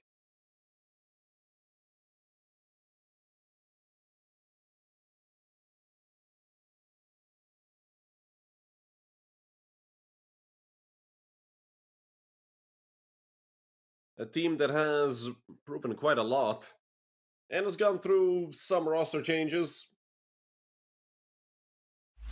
Don't forget, Kerr is no longer here, which is the strangest thing of all. It's Train and Ancient. Ooh, some new maps for today. And it's Mirages are Decider, if I'm not mistaken. So, Train picked by Astralis. Most likely, we're going to see Prestige start off on the CT side, and then Ancient picked by Prestige. Most likely, we're going to see Astralis start on the CT side as well. As we know, it's always the CT side start apart from Anubis.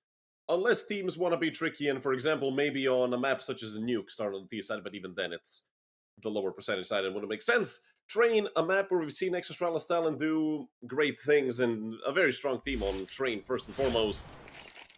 But we'll see. Prestige,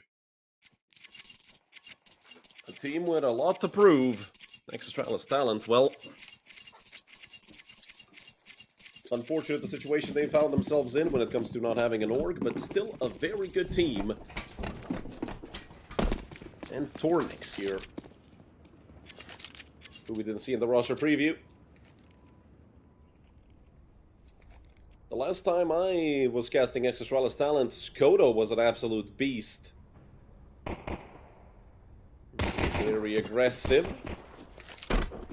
He will fall back. Mole, in the meantime, taking a frag, and he wants to re-aggress, peeking all the way through halls, not seeing anyone.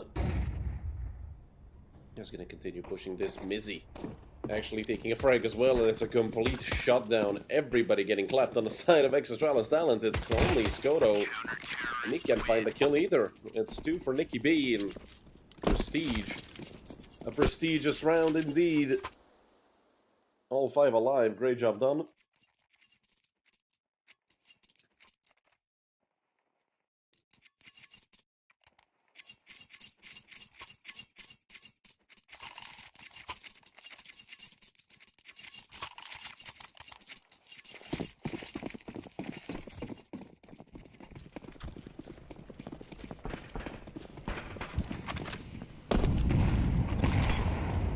Ex-Astralis Talent have 4 stops, so these pistols looking to do some damage, but Nikki B lines 2 up, and somehow he survives for a long time. Gade almost saves his comrade, but this is another round where Ex-Astralis Talent didn't even stand a chance. 2 for Nikki, 2 for Gade.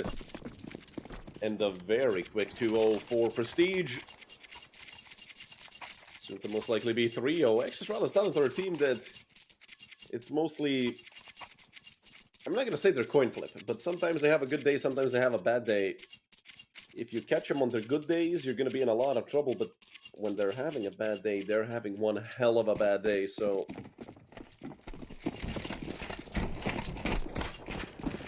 Obviously, it's still early to judge. Prestige just had 2 good rounds, and... well, those nades aren't going to connect onto much. Tornik just taking a bit of damage, and that's it.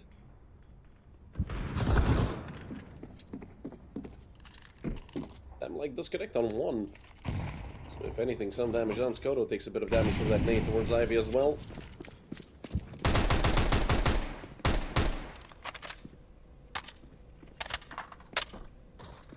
Astralis Talent making the rotation through halls.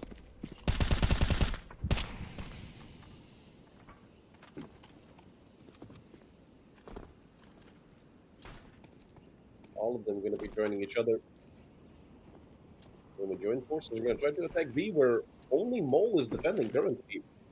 Over an upper with an S23. Mole's going to resmoke main.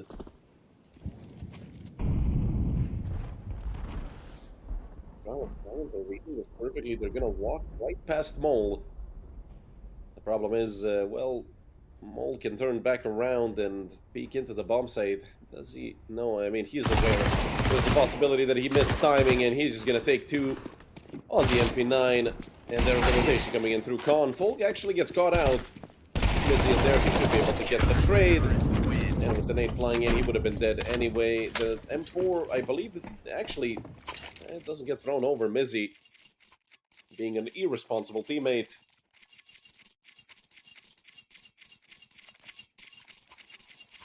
So an M4 has been lost, but no harm, no foul. I mean, Folk already on an op. So then M4 would have switched hands anyway.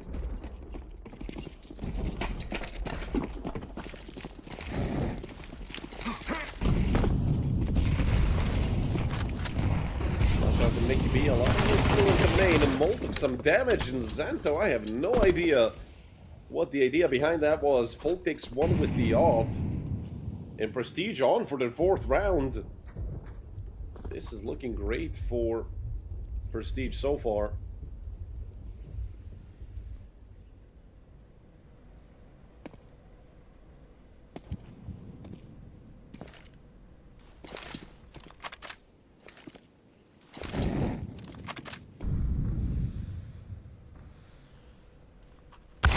Mizzy. Out by Skoto. But Ex-Astralis talent are still a kill away from equalizing this. Man advantage still on the side of Prestige, and it might even get extended. It's Nicky B and Gade holding off main. Famlike is out towards red. I'm not sure yet. They're not aware of it at all. Never mind. Folk is. Or Folke. And Skoto, last man alive. And I don't think he stands much of a chance. He has turned around and is holding this angle, so Gade is probably dead. And so is Nicky B. Okay, Skoto. Making them work for that frag onto him. Skoto on an AK. I mean, they are really running for this. They're giving him as much of a chance as Skoto could have. Is only because he's been given this chance by Prestige, and it should be Mole to just end them off. Skoto running past him. Mole, a horrendous spray. He's gonna flash out and take down Skoto. A 4-0 lead for Prestige. A very good start for, well, the Danish team. Both of these guys are Danish, but the ones that have a Spanish coach.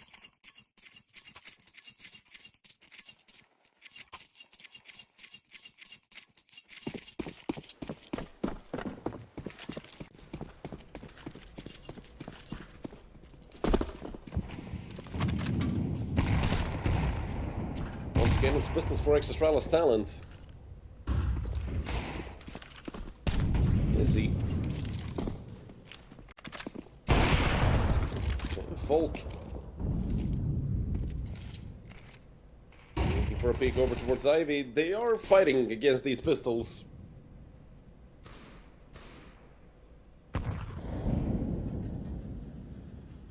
And again, it's Ex-Astralis talent making some noise over towards A. And rotating back towards showers, going into halls. It's probably going to be the same thing again.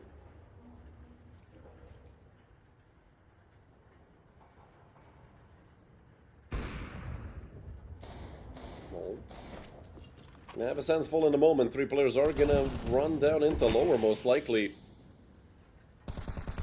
Take one, and it's an easy spray transfer from Mole. A 5-0 lead for Prestige. They're off to an incredible start. It's another full buy though for Ex-Astralis talent, up and everything. But if they do take this round, they're gonna be on a high horse for sure.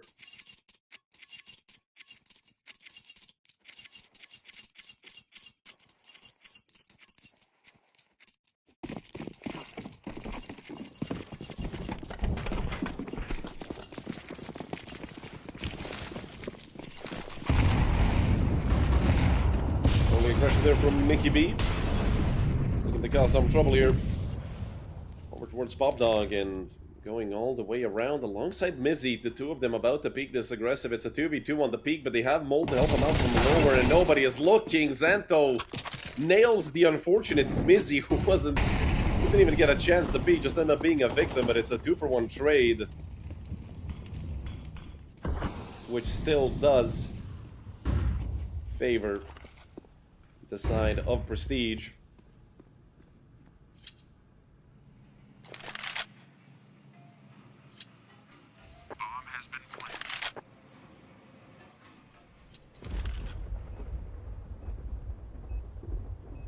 With the bomb planted, Ex-Astralis talent. They have a chance. Mole takes one, and that gives him the advantage here. 3v2 in the retake, and down goes Tornix as well. It's only Suma.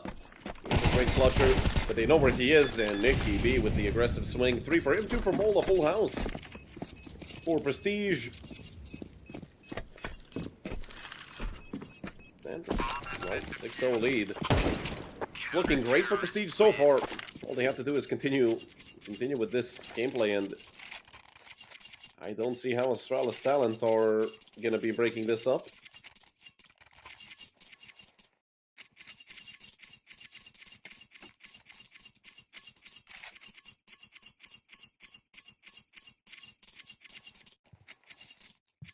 No up this time for Skoto.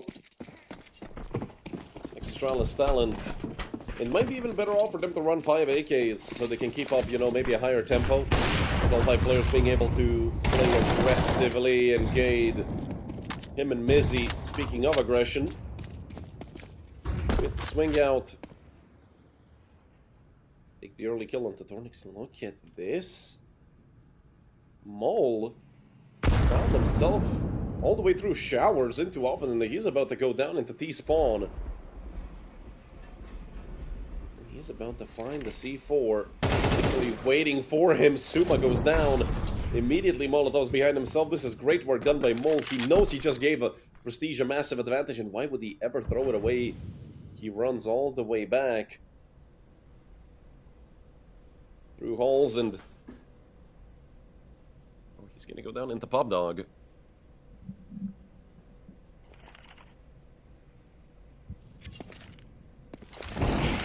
Spot out Skoto, or at least they expected him to be there. I'm not sure if they were actually able to see a shoulder or something, but it seemed like they were aware that Skoto was close. It's only Xanto and Thamlike, and now it's Thamlike. Mole makes it 3. A phenomenal round for Emil, and the 7-0 lead for Prestige. This is really reminding me of the match between Los Kagutos and Fish123. If you were watching yesterday, Fish123 got 13-0'd.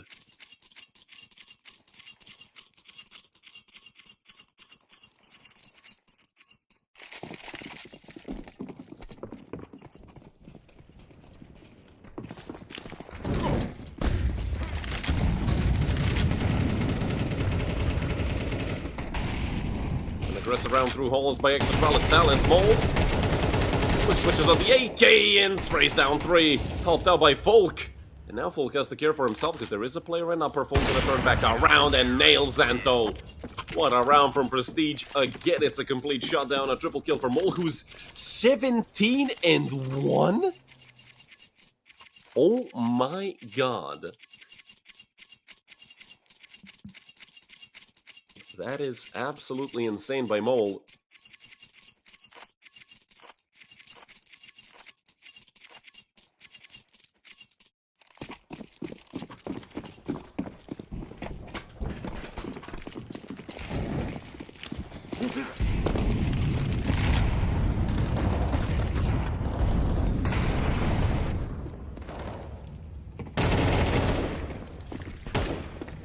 With the opening frag onto Xanto again, it's Prestige just literally doing whatever the hell they want. Don't forget, this map has been picked by Ex-Astralis talent. This has happened to them in the past in different tournaments. I vividly remember them picking Train and then getting absolutely manhandled on here. So, I'm not sure what's up with Ex-Astralis talent and Train. But this is the closest they've been to winning a round. It's a 3 versus 3. The bomb is dropped up in halls. And Skoto's already posted up in lower with the op. Would be good for him to come out into the bomb site maybe and try and take a deeper angle. Thamlike does find the frag on the Folk, but immediately traded by Mizzy. Nicky B still towards connector. Will the bomb make a rotation through Pop Dog? Nicky Brune can actually get out here and tuck himself in behind the bombs that he's going to have a phenomenal angle. They only have a smoke and a flash. It's Tornix and Skoto, but in the middle of nowhere is Nicky B. I thought he was going to sit towards the bomb site, but hell no. He wants to reposition even further, and the greed is going to cost him.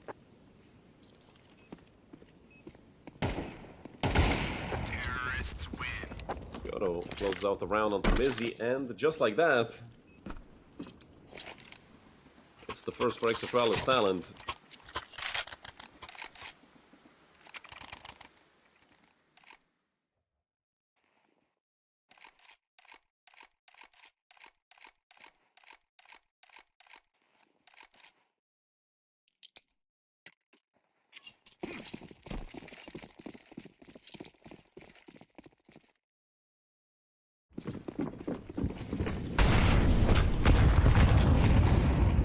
Suma, very aggressive play into Olaf. Did they not spot him out? I mean, they certainly did. It was just a matter of who was going to find the frag first. And again, it's another round that starts off with an entry frag for Prestige. And Ex-Astralis talent, not only that, they've taken so much damage. Tornix and Skoto both relatively low, but Tornix able to get at least one. Molotov falls at the edge of the smoke. But in the meantime, Xanto did fall to goal, and look at Thamlike. It's Tornix with another. Thamlike already out into connector. This is certainly a kill on the mole. Mo has no idea. Now Mizzy has to try and pick up the broken pieces. Thamlike just gonna run away, smoke behind himself. He's taking as much space as he can. Folk misses with the op. He should get punished as fast as possible. They're coming in behind him. Folk is a dead man. And a great job done by Thamlike on the lurk. Great job done by Tornix to pick up 3. That's certainly a second for Ex-Astralis talent. Prestige have to just look at Mizzy saving this. And is Mizzy to pick up at least one. Tornix still up close. 48 HP. Mizzy only connects one shot when he needed to. That's 2 in a row for Ex-Astralis talent, which did not seem likely after that 8-0 start.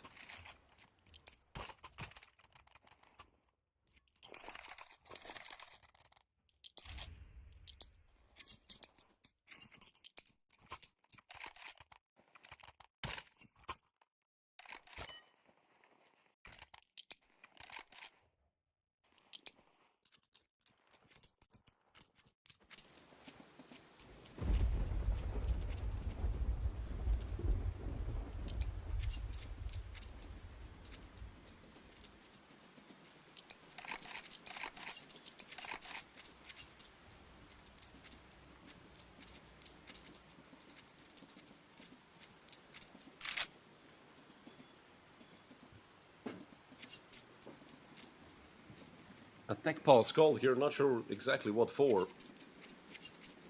But it was called during the round, so obviously something happened. Suma is 1 in 10, and so is Xanto. And these two guys have the potential of being the 2 best players on Ex-Astralis talent at any point in time, so seeing them nailed to the bottom of the scoreboard feels weird.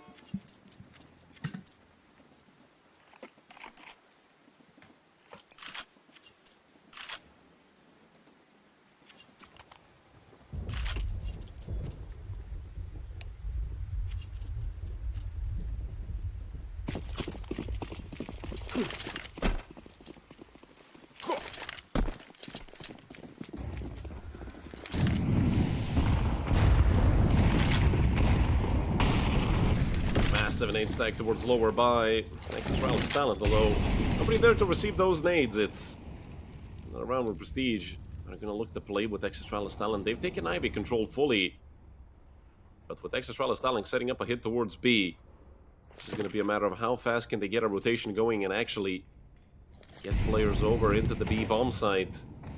Even with Tornix making some noise over towards A main, we all know where this is going to be ending, most likely, although with them fighting a little bit for Pop Dog. Folk with the aggressive peek takes out Skoto.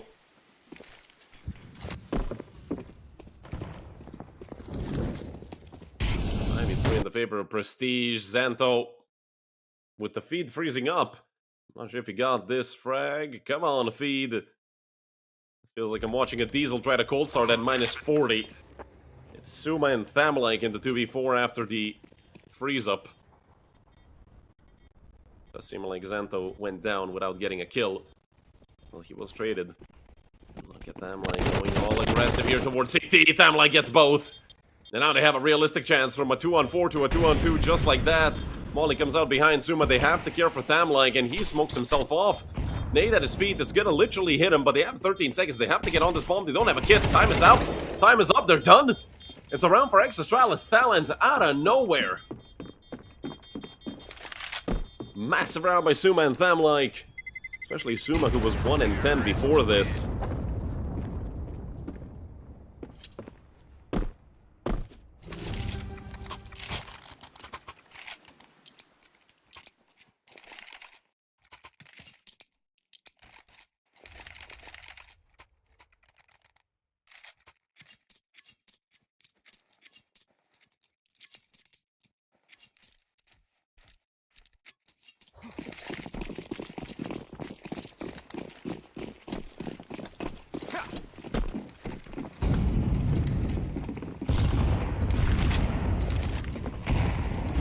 Full buy here for Prestige, but, well, I was gonna say it's the last one they're gonna have. It's still, you know, the last one anyway, because it's the last round of the have. But if Ex-Astralis talent are able to pull a fourth off somehow, that'd be great.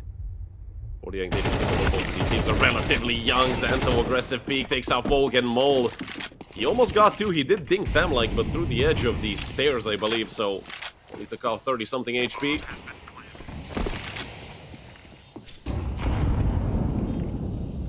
And the 4v3 in the favor of Ex-Astralis talent. But look at the flank that's coming out from Gade. If he gets caught by Skoto, though, that's going to be a threat removed very soon. And Skoto does miss. Gade is just going to walk right by him. He's going to go forward, and now they're going to sandwich Thamlike. Thamlike is gone. Skoto, almost as if he didn't say he'll let the player go through. Tornex, they know where both of these players are. Tornex goes down, but Skoto did get a kill on the Gate, and that should be the end of the half. 8-4, no time here for Nicky B, who's just going forward and trying to get this kill. The bomb, most likely going to take away both of them. Skoto and Nicky B go down to the bomb, and it's 4 for Ex-Astralis talent.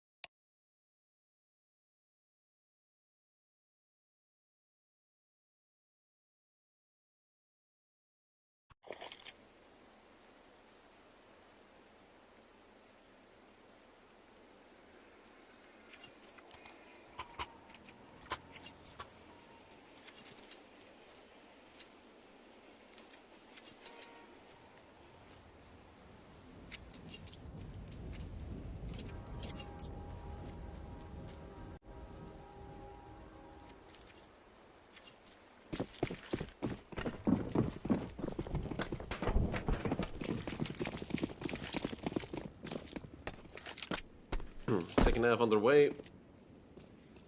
2 sets of utility for the T side with 2 smokes and 2 flashes.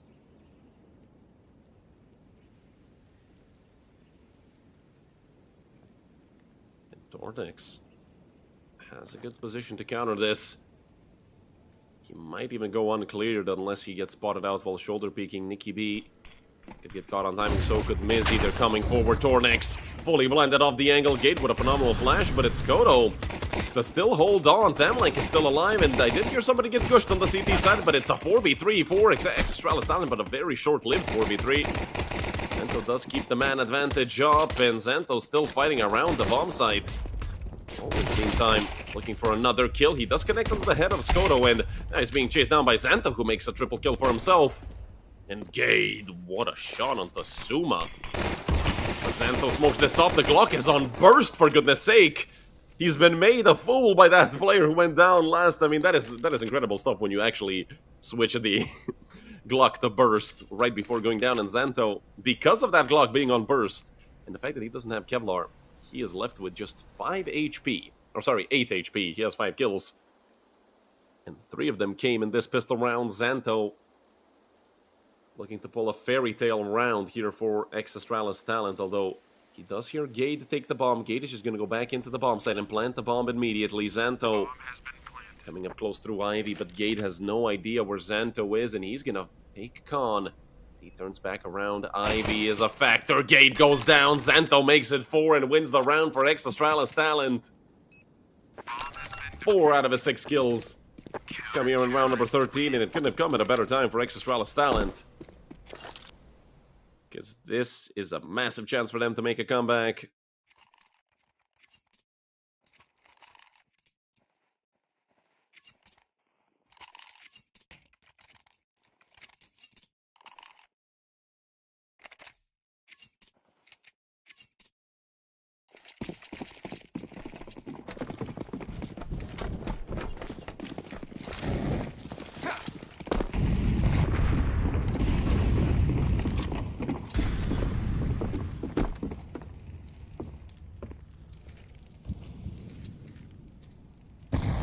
By from the side of Prestige. 3 MAC-10s, a Tech-9 and a Gliel.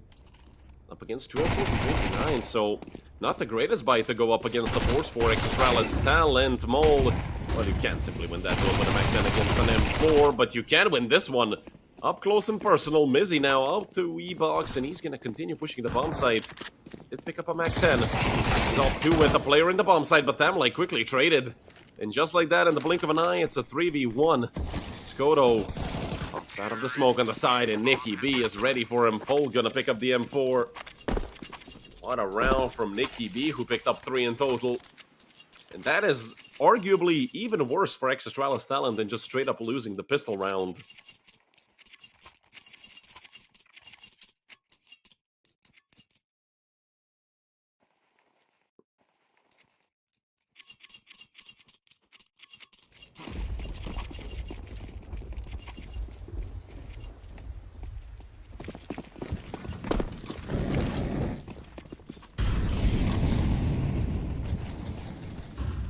Scout and 4 pistols for Ex-Astralis talent.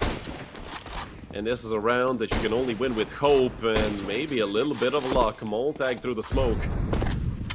Mole, who's been the biggest threat for Ex-Astralis talent throughout this whole map. Started off 17 and 1 at one point. Spam through the smoke by Tornix. Not gonna connect onto anything, and I think he has been spotted out. Well, gets shot in the feet. This might even be a safe call for Ex-Astralis talent. That's how desperate the situation is, although Thamlike, his second connection onto Mole through the smoke. And Xanto gets another. What is happening with Prestige? They're falling apart. Although only 10 seconds left for Ex-Astralis talent to get to defusing this bomb. Thamlike, another frag with the Scout, and it's only Mizzy who falls. How the hell did Prestige allow for that to happen? It's a 6th for Ex-Astralis talent. Out of nowhere, the Danish talents take another round. Prestige are up to 9, but the Astralis talents are up to 6.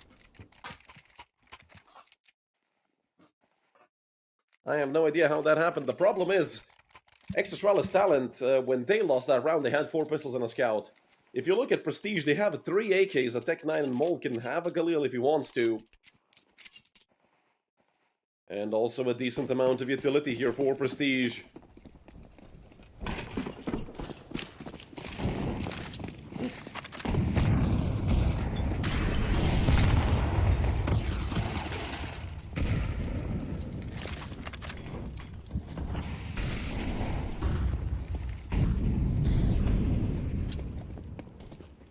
For Pop Dog, so Ex-Astralis talent have some space to work with on the A-bomb site, of course. That is all of Rouge over towards the A side. Suma with 2. Let's get traded out by Mol. The Mol falls quickly to Xanto. It's a 2 versus 4. Ex-Astralis Talent are on their way to winning another round. It's only Gade, and he can't find a single kill. Again, it's Prestige crumbling just to a single player. The T-side Molotov, I hope it got picked up. They have 2 team Molotovs here for Ex-Astralis Talent, and another tech pause called.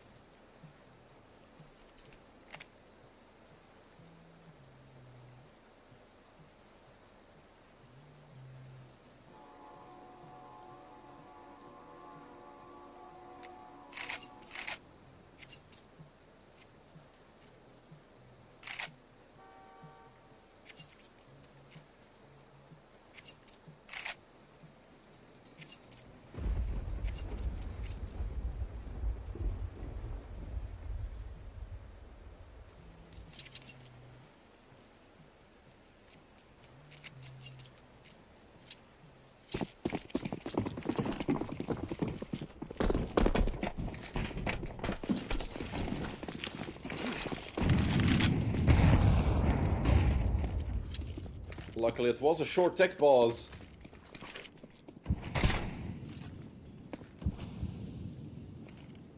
And pistols again for Prestige. Should be an 8 for Ex-Astralis Talent, although these rounds can get complicated, but they have only one player with Kevlar, so shouldn't really be a problem. Even if they get to a gun, it's only Nicky B who won't get aim punched.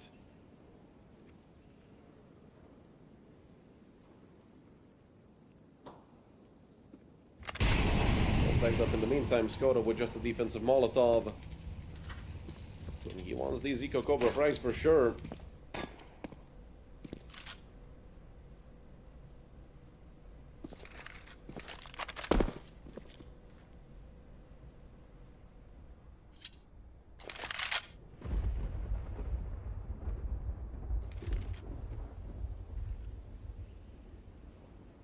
I'm like, could have a spray down on his hands here. It is the M4A1, so it's going to be a bit more difficult.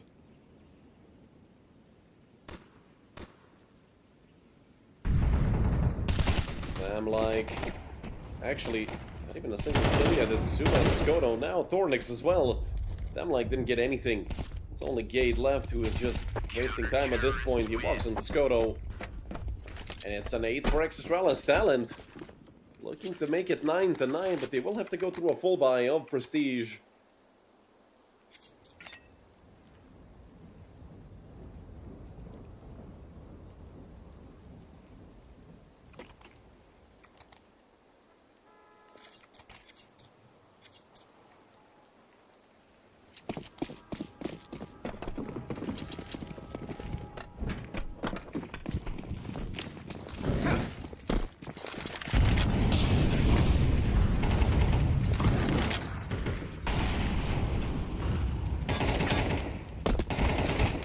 Zuma, nearly getting caught out there on the peak, but it's actually Mizzy to take the first frag here in round number 18.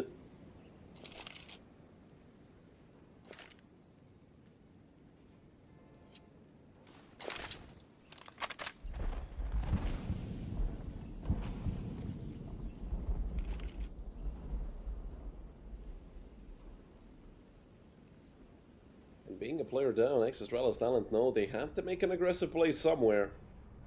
Might not be a bad idea to push all the way through B, and it's Xanto to find the kill on Mol, who wasn't ready at all for that peak.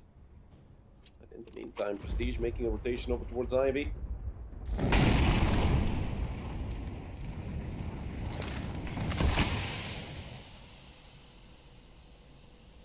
Squirtle, it advantage of the smoke, and, well, dink for dink.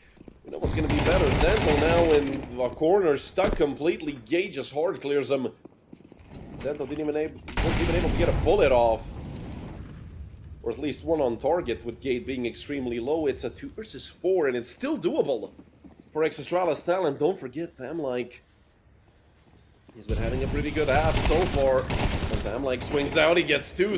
Suma still on the bomb side, and this is what I was talking about. It's Tamlike and Suma in the 2v4 again to make it a 2 versus 1. And it's just Nicky B left completely alone. The bomb drop in front of him. He has no time. This round is over for sure. Suma, even if he goes down, he doesn't have enough time to plant it. A great job done again by Ex-Astralis talent.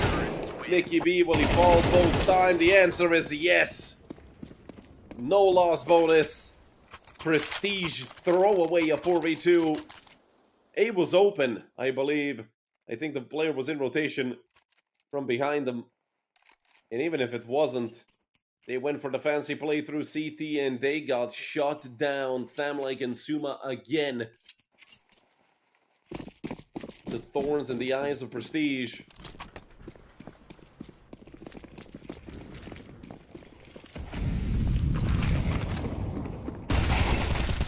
That's the play by Zento. Picks up 2. Although he has to get out of there. With just 5 HP left, although it's an entry. Anyway, 4 Ex-Astralis down, no matter how much health he has left. As long as it's not 0, he's happy with it. And another frag that goes the way of Ex-Astralis talent. Kodo with the deep pop dog setup. Smoke thrown so they can actually retrieve the bomb. They're waiting for that op to shoot at least once through the smoke. It's Suma. They try to exchange shots with an op and an AK with pistols. That is interesting. From the side of Prestige, it's only Nicky B and Gade. Both of them should be dead very soon. It's Stornix to help out. Been a constant threat throughout this whole map. And that defeats Nicky B. Falls as well. 5th round in a row for Ex-Astralis talent. And from 9-5 to 9-10. Prestige are struggling, and Ex-Astralis talent are playing great Counter-Strike as well.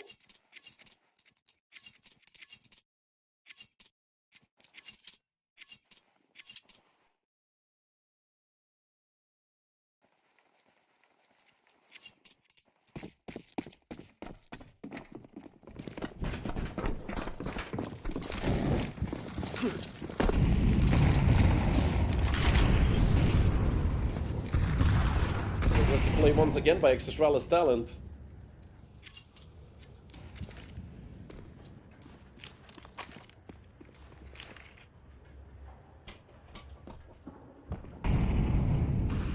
And Prestige looking to set up a B round again.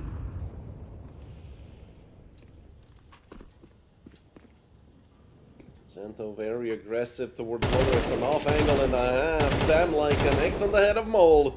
And already it's falling apart for Prestige again. 2 kills unanswered, make that 3. Soon to be 4 and soon to be 5. Missy last man alive in the 1v5 and needs the ace. Needs the ace clutch as well, and I mean, it's not something you expect the player to be able to do. Thornix waits for him. It's 11 for Ex-Astralis talent. And 2 more rounds are going to secure their own map pick. Going into Ancient after this is going to be hella interesting. Tech pass called by Prestige, but Ex-Astralis talent are a good team on Ancient.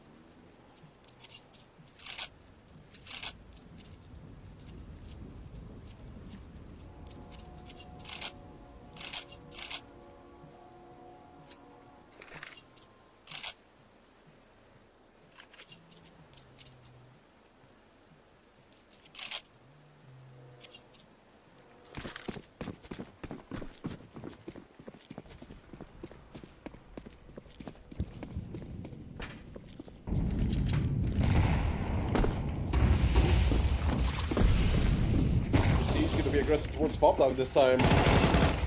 And they're actually going to catch up Tornix. He did get one kill before he went down. That's that AK effect. If you had an M4, I think that's a 1 for 0. Probably just a dink on the Folk, but rotation coming out from Ex-Astralis talent. There's 3 of them already on the A bomb site, and Skoto can be quick to rotate if needed. Xanto catches Maul out. And now it's an advantage for Ex-Astralis talent, and it sticks around, but look at Gade. It feels like they forgot about Ivy, and they're gonna get punished for it. Gade just gonna walk out, and they're gonna sandwich Suma. And another player goes down on the side of Ex-Astralis talent. Nikki B trying to play a flying Galil. It's only Gade. Tech 9 out here for Skoto, who's in a 1v1 in from a 1v3 to a 1-on-1. Skoto making the impossible happen right in front of our eyes. Needs the headshot with the tech, but he cannot connect it. It's 10 for Prestige. It was a hell of an effort to get that 10th round, but Ex-Astralis talent still have money. Hell, they might have even enough money for another round after this one. So Prestige not in the clear.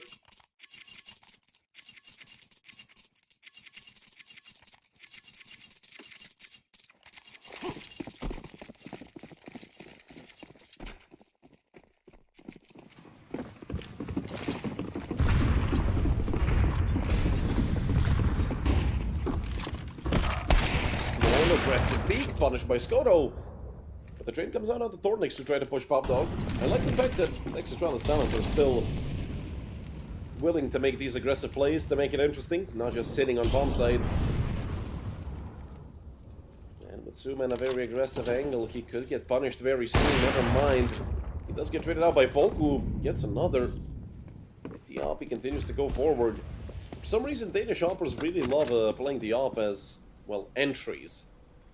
Being the first to hit the bomb site. Gade again. Same position. Skoto falls. It's a 3 versus 2 for Prestige. A chance to be up to 11-11. It's all a matter of will Gade turn left or not. Seems like he wants to clear this, but Xanto is quicker. And in the 2v2, Mizzy. Is he aware of Tamlek's position? Doesn't seem like it. He turns back and he goes down. All falls onto Folk. The 1v2. 25 seconds roughly on the clock, so he has enough time. But it's Xanto from the other side. 12-10 for Ex-Astralis talent. And look at the money on the side of Prestige. It's looking rough. They can get...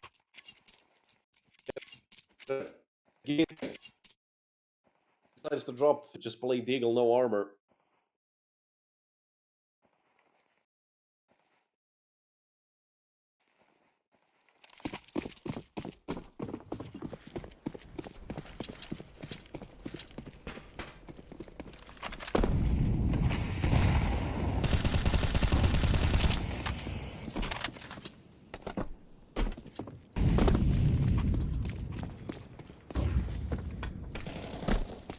Out towards A.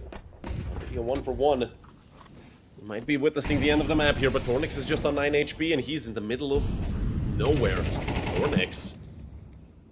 If he gets cleared from Popdog, he's a dead man for sure. Swing into main. Frag for Tornix. But he has to play Ring Around the Rosie here with 2 different players, and that's simply impossible. Although in the meantime, Mole did get 1. And Xanto. Will Mole swing this?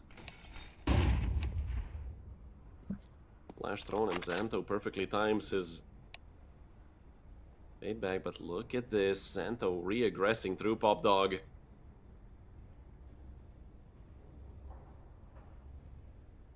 50 seconds left, and Prestige have no idea where either Suma or Xanto are. They know that Suma was towards Ivy, but that was 40 seconds ago. He could be anywhere right now. Xanto. Aggressive through halls. Suma's not going to be a factor. Not sure why we're looking at his POV unless they do decide to go through Popdog, which could lead to Suma having a chance at closing out this entire map. That it will not be the case. So it's all on Xanto here. Completely alone towards B. The timing is not going to favor him, but he knows that he's turning back around to B. I'm not sure why we're watching Suma's POV.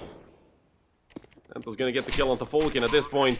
Well, he's going to nade himself. but it's a 2v1. Mole has been a massive threat this whole map. You cannot give him two 1v1s. Exactly what they do, but Suma peeks from above. And that's round number 13 for Ex-Astralis Talent, and a 1-0 lead. It was a very turbulent map pick of Ex-Astralis Talent, but they're going to be up 1-0. And they're going to be heading to prestigious map pick of Ancient with their heads high. And I'm not sure about the confidence. I mean, it was a difficult map, but I mean, even when it's a difficult map, you're going to be extremely happy that you won it.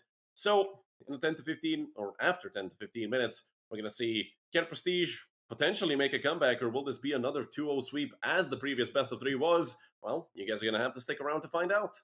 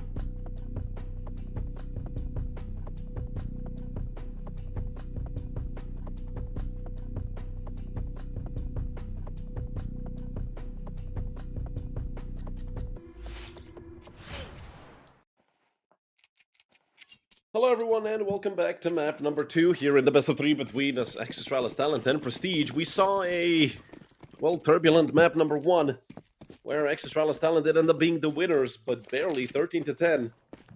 And they were losing at 1.6-0, 7-0 even, I believe. So the fact they were able to win is a pretty good sign for Ex-Astralis Talent. Prestige, on the other hand, had some horrendous moments.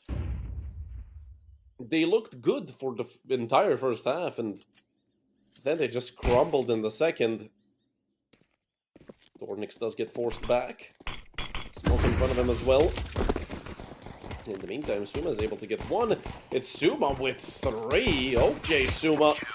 We see you, and it's only Gate to find a single kill for the side of Prestige. Ex-Astralis Talent open up map number 2 with a bang.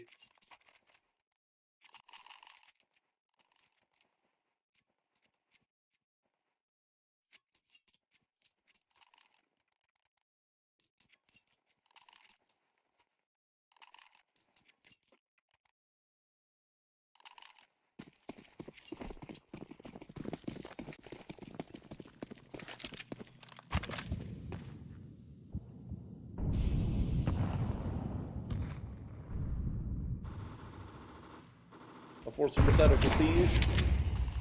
5 Tech 9s all across the board.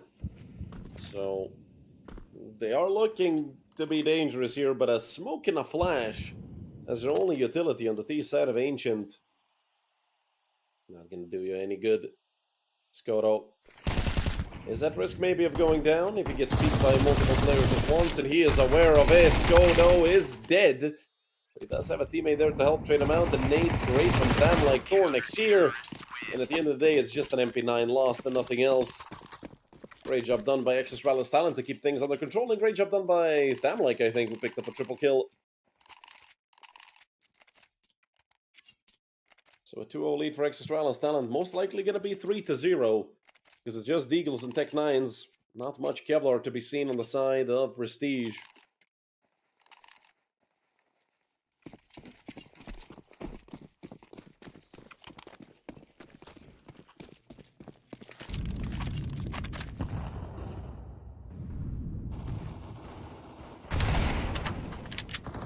Skoto and Suma already with 2. A quick shutdown on 2 players at Zanto to pick up another. This is easy work so far for Ex-Astralis Talent. It's only Nikki B all the way over towards ramp.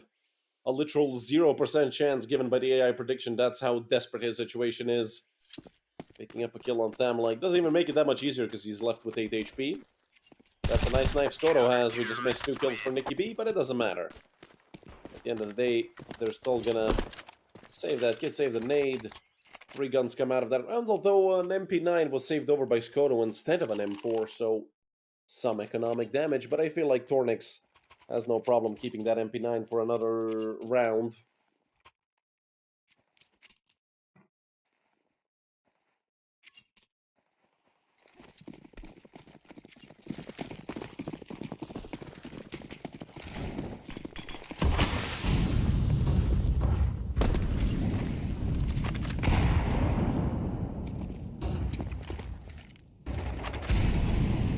That smoke is going to get broken open. Suma with the underhand throw, and they're going to catch 2 players out in mid, but neither of them actually go down. It's a frag going the way of Mole.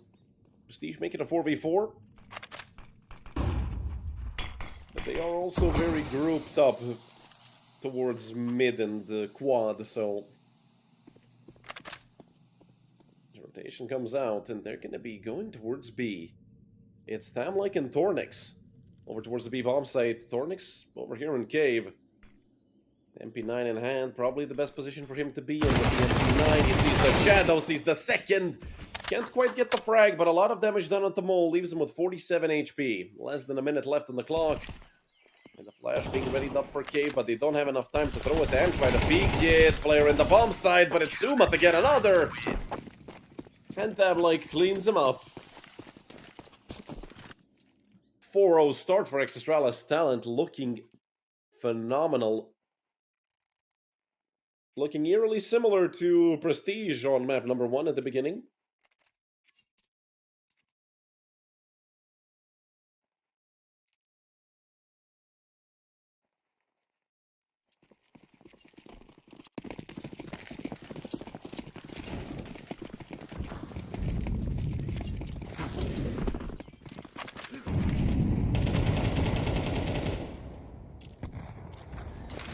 Bomb left in T-spawn by Prestige, so you know they're going to be running around in this round and looking for space, but it gets picked up and taken towards B.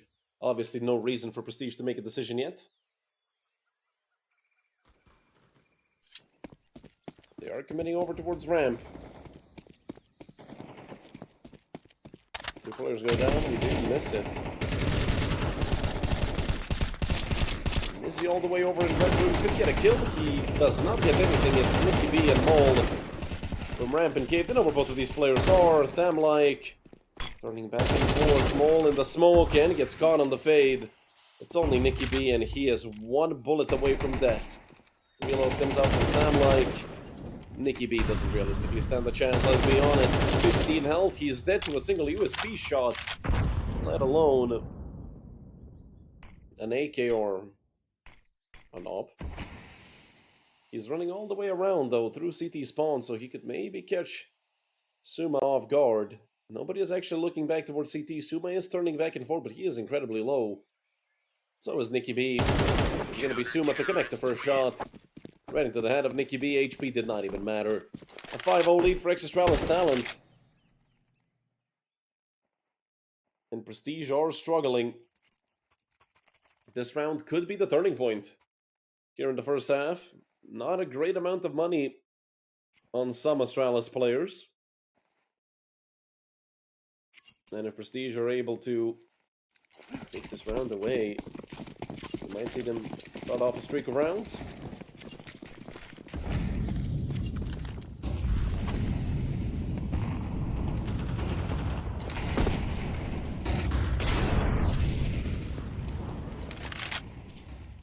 A left completely open by Ex-Astralis talent. Suma the only one close to it over here in Donut.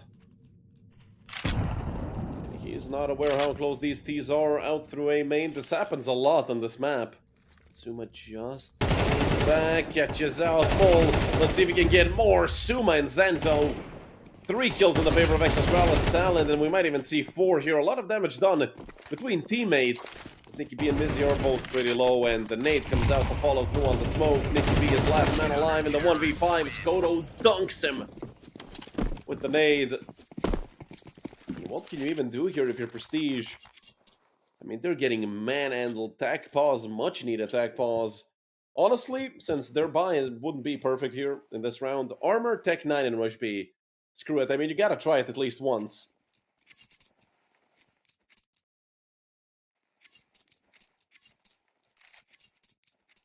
You know, we yearn for the B rushes.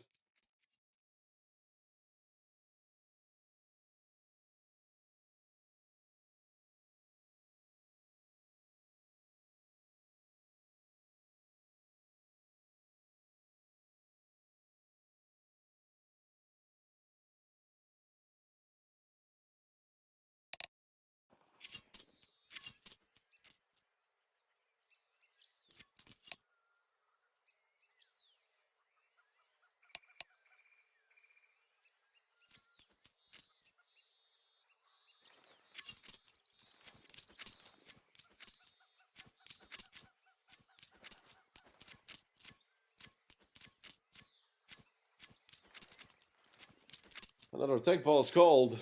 Hopefully it doesn't last for too long.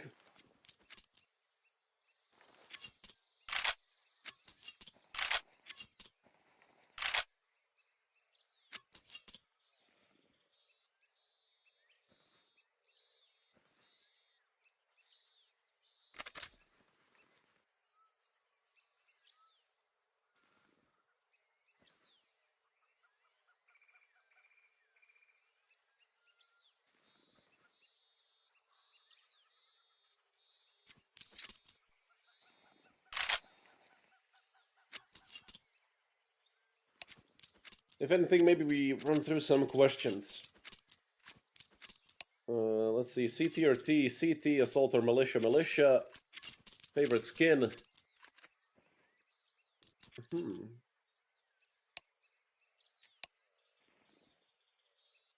Oh, that's a good question.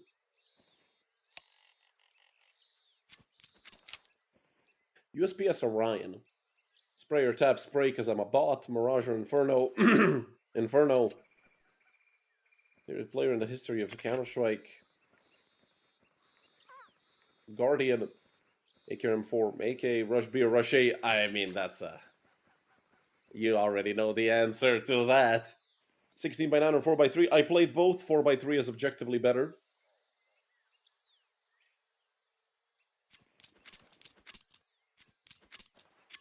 The most important skill in CS, what is it? Is it shooting, tactics, movement? I feel like movement and crosshair placement are the two most important things. I feel like if your movement is good, your crosshair placement is probably going to follow with it, and with crosshair placement comes good aim. Game sense is just something you accumulate over time.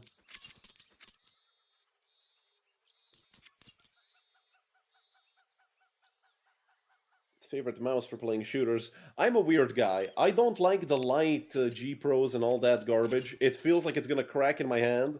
I have a HyperX Pulsefire Dart wireless, and this thing is heavy, and I mean heavy. Like, okay, let me just compare. Super light. Wait, let me see. The super light is 62 grams, I think.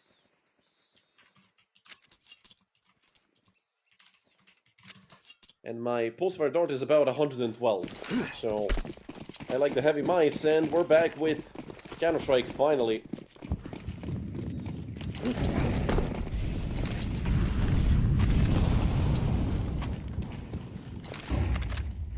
Goes with a flash over towards Cave, and he's gonna full blind these T's. This felt like it was gonna be a rush through either ramp or Cave by Prestige, but they chickened out.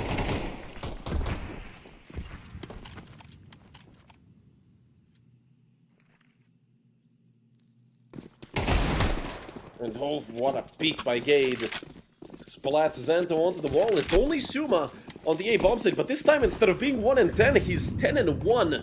As opposed to Train, and well, he's gonna have to fight this. They're all coming in behind them. Suma running all the way into elbow, and they've taken full donut control. What happened over there? Damn, like team kills Tornix. And Suma making the rotation in through A main. It's a 3 versus 4 retake, with only one rifle in the hands of Prestige players. Doesn't really matter. These Deagles holding angles. As good as rifles, and Mizzy just goes to prove it. It's only Thamlike and Suma left in the 2v4. Might be ecoed indeed, but let's see. Still 15 seconds left on the bomb. Enough time that if they get on it right now, they can get the defuse. Never mind. They have been ecoed. Finally, the streak is broken. First on the board for Prestige. Coming from a round where they had mostly pistols.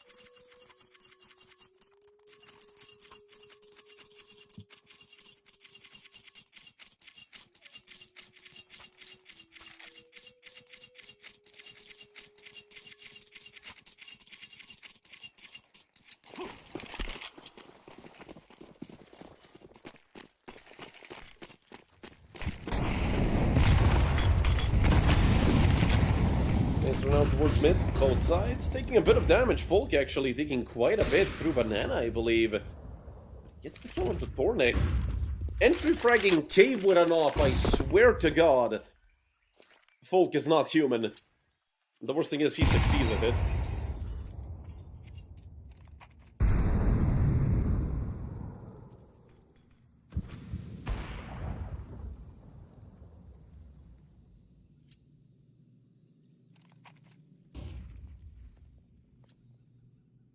B hit being set up by Prestige. Gade in a phenomenal position. All those smokes coming out. Gade isn't going to get hard cleared. Oh, great reaction. Really got two. Xanto at half HP. But the rotation is coming out from Prestige. Xanto has to hurry up if he wants to catch him while they're running in, but he has no idea if anybody even came through the A main area of the map already. Out, Xanto. Himself off. Mole runs for the bomb. He had enough time to wait, but I guess he wants to plant it as soon as possible, so the players who are far in rotation have to hurry. But a frag again goes the way of Xanto. It's 3 for him. And somehow Skoto does not go down to the off. The wall bank there. Both snipers completely missing. With the flash out through the smoke, Folk wants to go forward with the Tech 9. One frag goes the way of Volt, and the second goes the way of Folk. It's only Tham, like 1v2, spots out the player CT. 10 seconds left of the bomb. He does have a kit, but he has to hurry up, and he is just gonna tap it. Will Folk bite? 2 seconds, 1 second. Time is up for Tham. Like, all he can do is get the op and save it. That's round number 2 for Prestige, and Tham, like, should survive this. I mean, no. I forgot it's ancient. It's a nuke, not a regular bomb.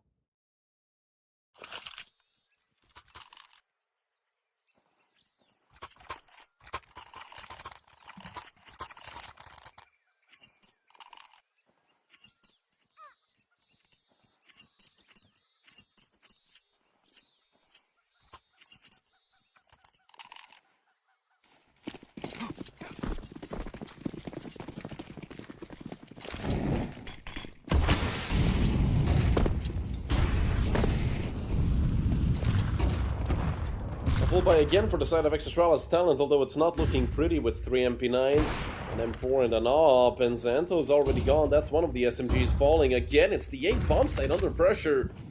Ex-Astralis talent don't have a single answer for what Prestige have been doing these past few rounds. Mizzy with the deep Molotov. It's not going to catch Suma, but that smoke is going to be annoying, thrown exactly as the bomb is planted. Gate over onto boost. I feel like this should be a save for Ex-Astralis talent. The AWP and M4, they're too valuable to be thrown away just like this, but Suma is still sticking around towards Donut. He's looking to potentially cause some trouble.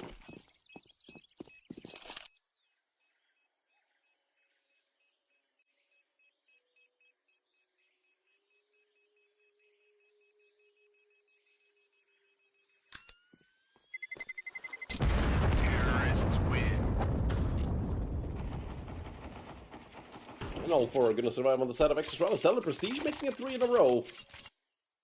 Doing a great job at holding on here in the first half.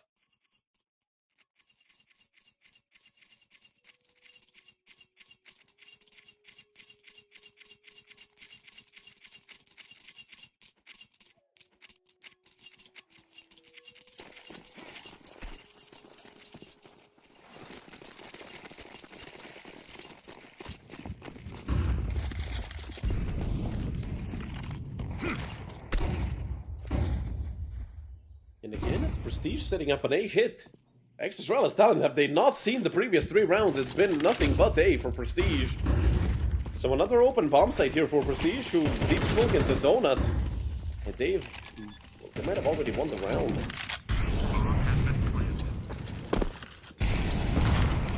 Good name thrown over there towards Donut. Not doing too much damage. Santo burnt up somewhere in the meantime. They're pushing through the smokes and they're just getting ran over by the AKs. Get the hell out of there and save. Prestige are on for their 4th round in a row.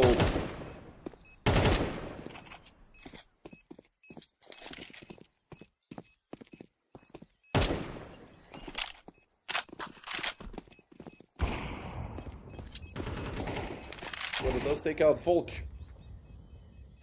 Nicky B is already towards Ram, but it doesn't really matter. All these players are over towards Red Room, and Tham, like, just an MP9. You might as well go forward and try and save the op. I mean, if anything gets spotted out by Gade, MP9, not gonna get the frag. Glock! Eee!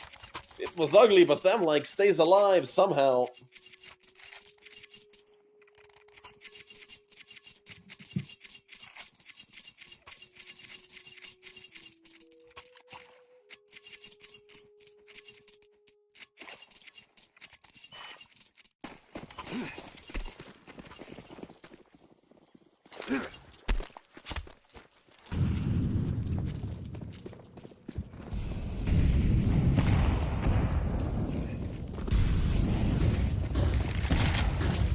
Damage taken, a lot of damage taken here towards B, and I love the switch up from Prestige. From all these A hits, were somewhat redundant to a fast B round, although 3 of them are very low, and the frags come rolling in. It's a 2-for-1 for Ex-Astralis talent.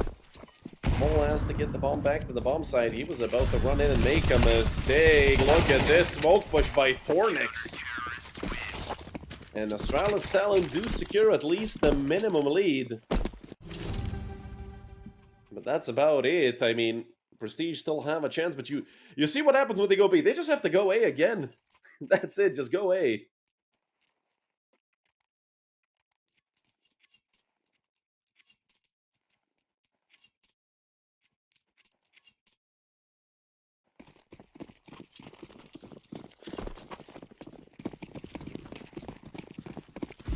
And with the last round of the half rolling in, 7-4 lead for Ex-Astralis talent, but now they're the ones switching up the tempo.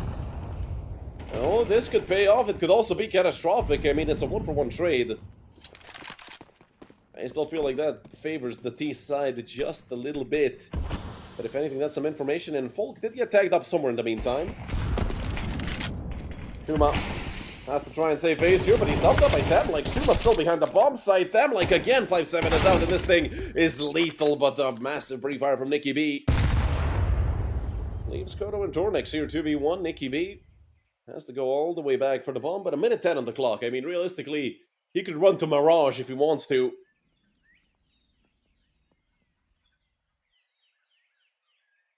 But Nicky decides to come back towards the B-bomb side. It's Tornix and Skodo. Both of them here, they have 2 Molotovs. So if Nicky B doesn't fake plant this, he's gonna go down. It doesn't even matter. He swings out into Tornix. 8-4 at the half for Ex-Astralis talent.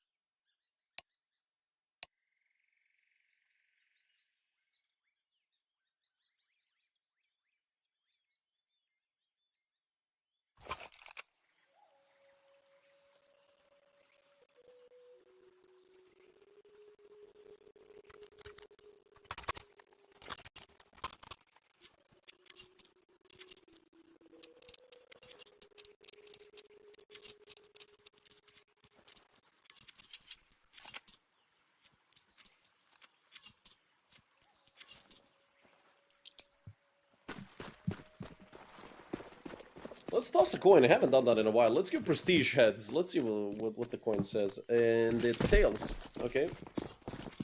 And with the fact that extra... Oh, no, they're doing some... Oh, no, don't do this. Don't do the face it call. Hey, guys, go for A. I take bomb to B. I mean, it's gonna work because it's so stupid. It can't not work. Right, I mean, B is fully open. Nobody is even close to that side of the map. Mizzy can't connect to save the life of his. And with the bomb getting planted all the way over on B, if you see Folk, he's trying to chase down Xanto through T-spawn, and I'm not sure if he's gonna catch him.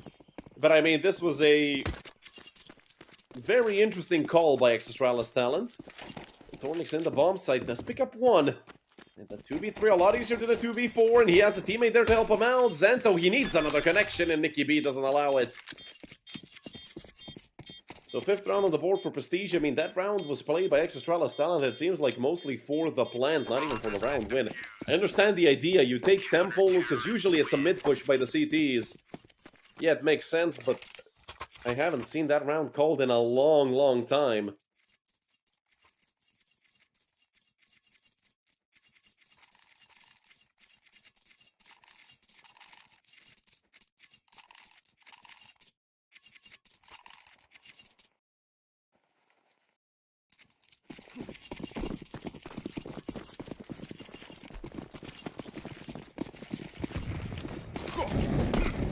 A force from the side of Ex-Astralis talent as expected. 4 Galils and the Deagle for Skodo.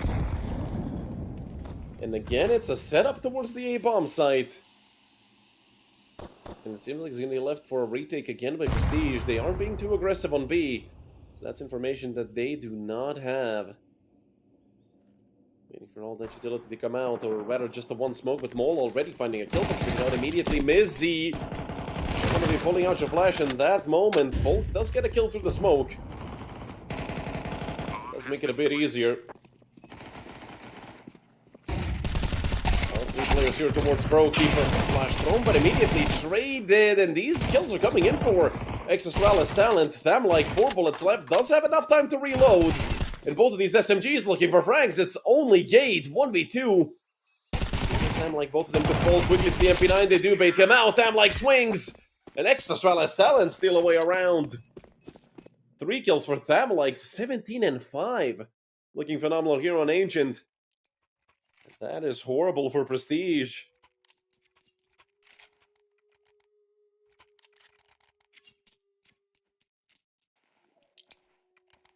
At that point, you're just better off Straight up losing pistol round and then getting some extra money.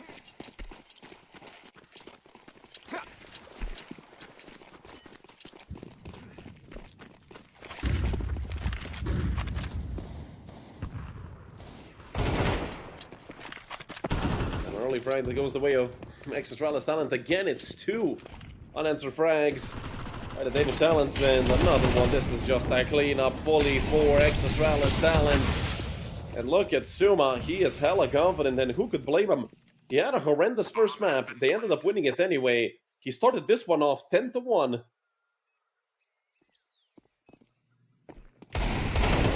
They spotted out Gade. That's a flawless round for Ex-Astralis talent.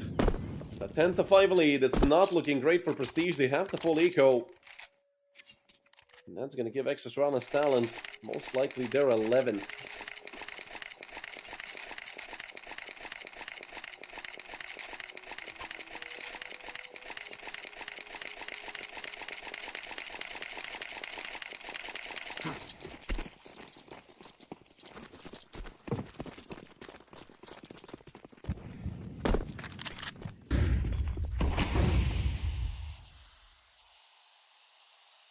And again, the bomb site left open, although this time for good reason. Prestige just 5 stacking over towards Lang.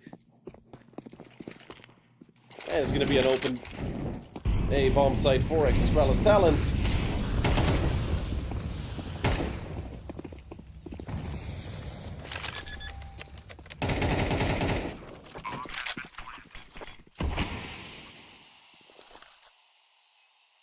We might even see a unicorn round if Prestige decide not to give up the money from these potential kills, but again, considering the fact that they only have USPs and they have a flash with mold, they could look to make it work. Tornix, a chance to farm up a lot of money, does only get one so far. Good flash thrown by Skodo. Deagle is out. Deagle couldn't get anything. It's a triple kill for Zanto. And an 11 for Ex-Astralis talent.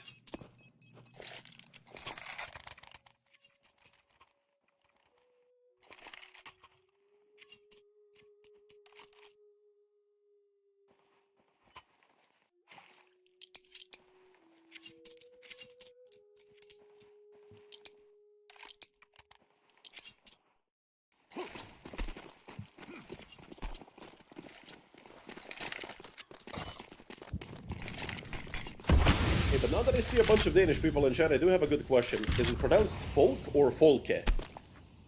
That's something I wanted to ask a couple rounds ago, but I forgot. I'm on myself by glancing over at chat.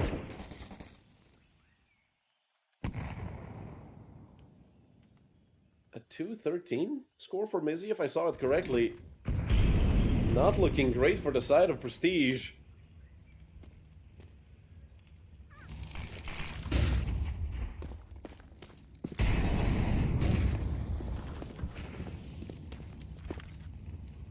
Well, it does take one here against Zanto. And 3 players over on B for Prestige. Ex-Astralis talent are gonna walk right into it. Their bomb is dropped in T-spawn. What? I think somebody was going to retrieve it, and then they got caught out by Folk, who gets another, and that might be the 6th right there for Prestige. Nade flying in from elbow. Not going to do too much damage into Folk, who just falls back towards A main. This is great work by Folk.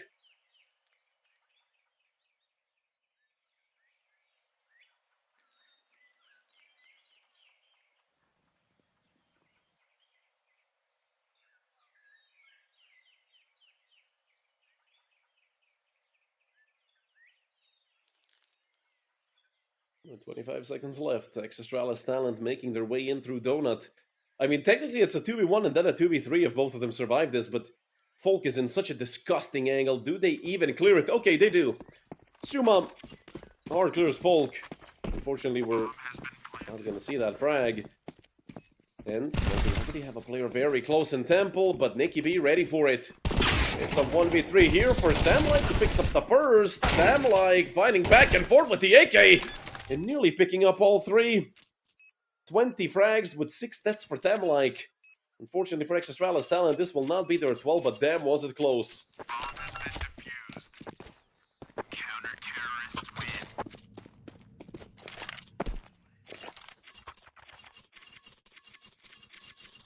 And due to the fact, well, not only that they have money, but they killed 4 players.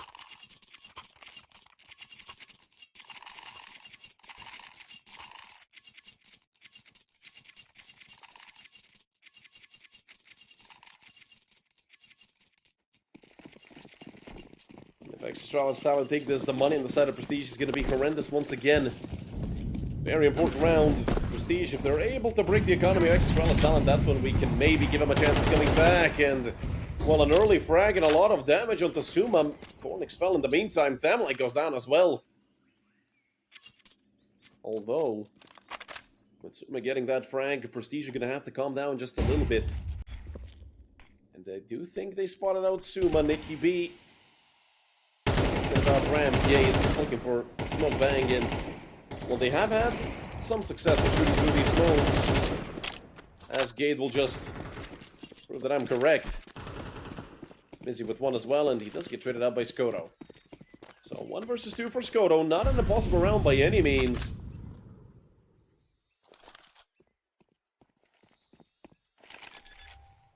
He's just gonna tap the bomb. Nikki B aware of it, but he does want to swing out anyway. Nikki B caught, luckily Gade there for the trade. Again, it's 4 players lost on the side of Prestige, but this time they did not allow for a plan to happen, so only Suma and Xanto have any realistic amount of money here, and they're actually gonna have buy with this. Oh, I love this decision from Ex-Astralis Talent.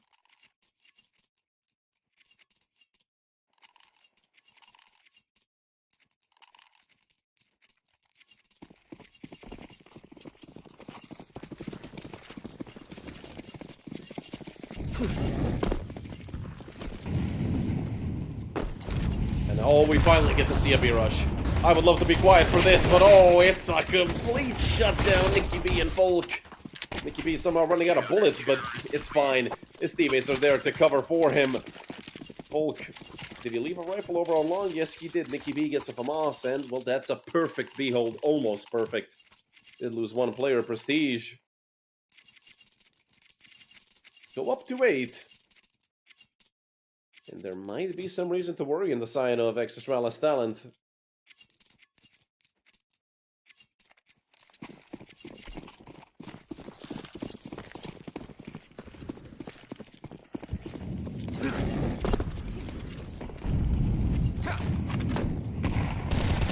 And again for Banana, but this time Ex-Astralis Talent are a lot slower.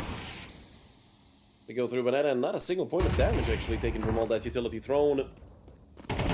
It's stuck on mid. He does need some help from Heaven, but it's multiple the first. Suma trades it and gets wallbanged at the feet. Molly thrown as fireworks, and Mole goes down to Suma. Xanto got a kill in the meantime as well. And that leaves Gade and Folk in a 2 versus 4. A very unlikely situation to have happen, especially with the fact that Gade is on the other side of the universe, away from the A bomb site. Needs to rotate quickly, and I feel like they're going to be ready for a player in A main. It's Skoto with the op. Folk didn't stand a chance on that M4. And I feel like Gade just has to save, nothing else that he can really do.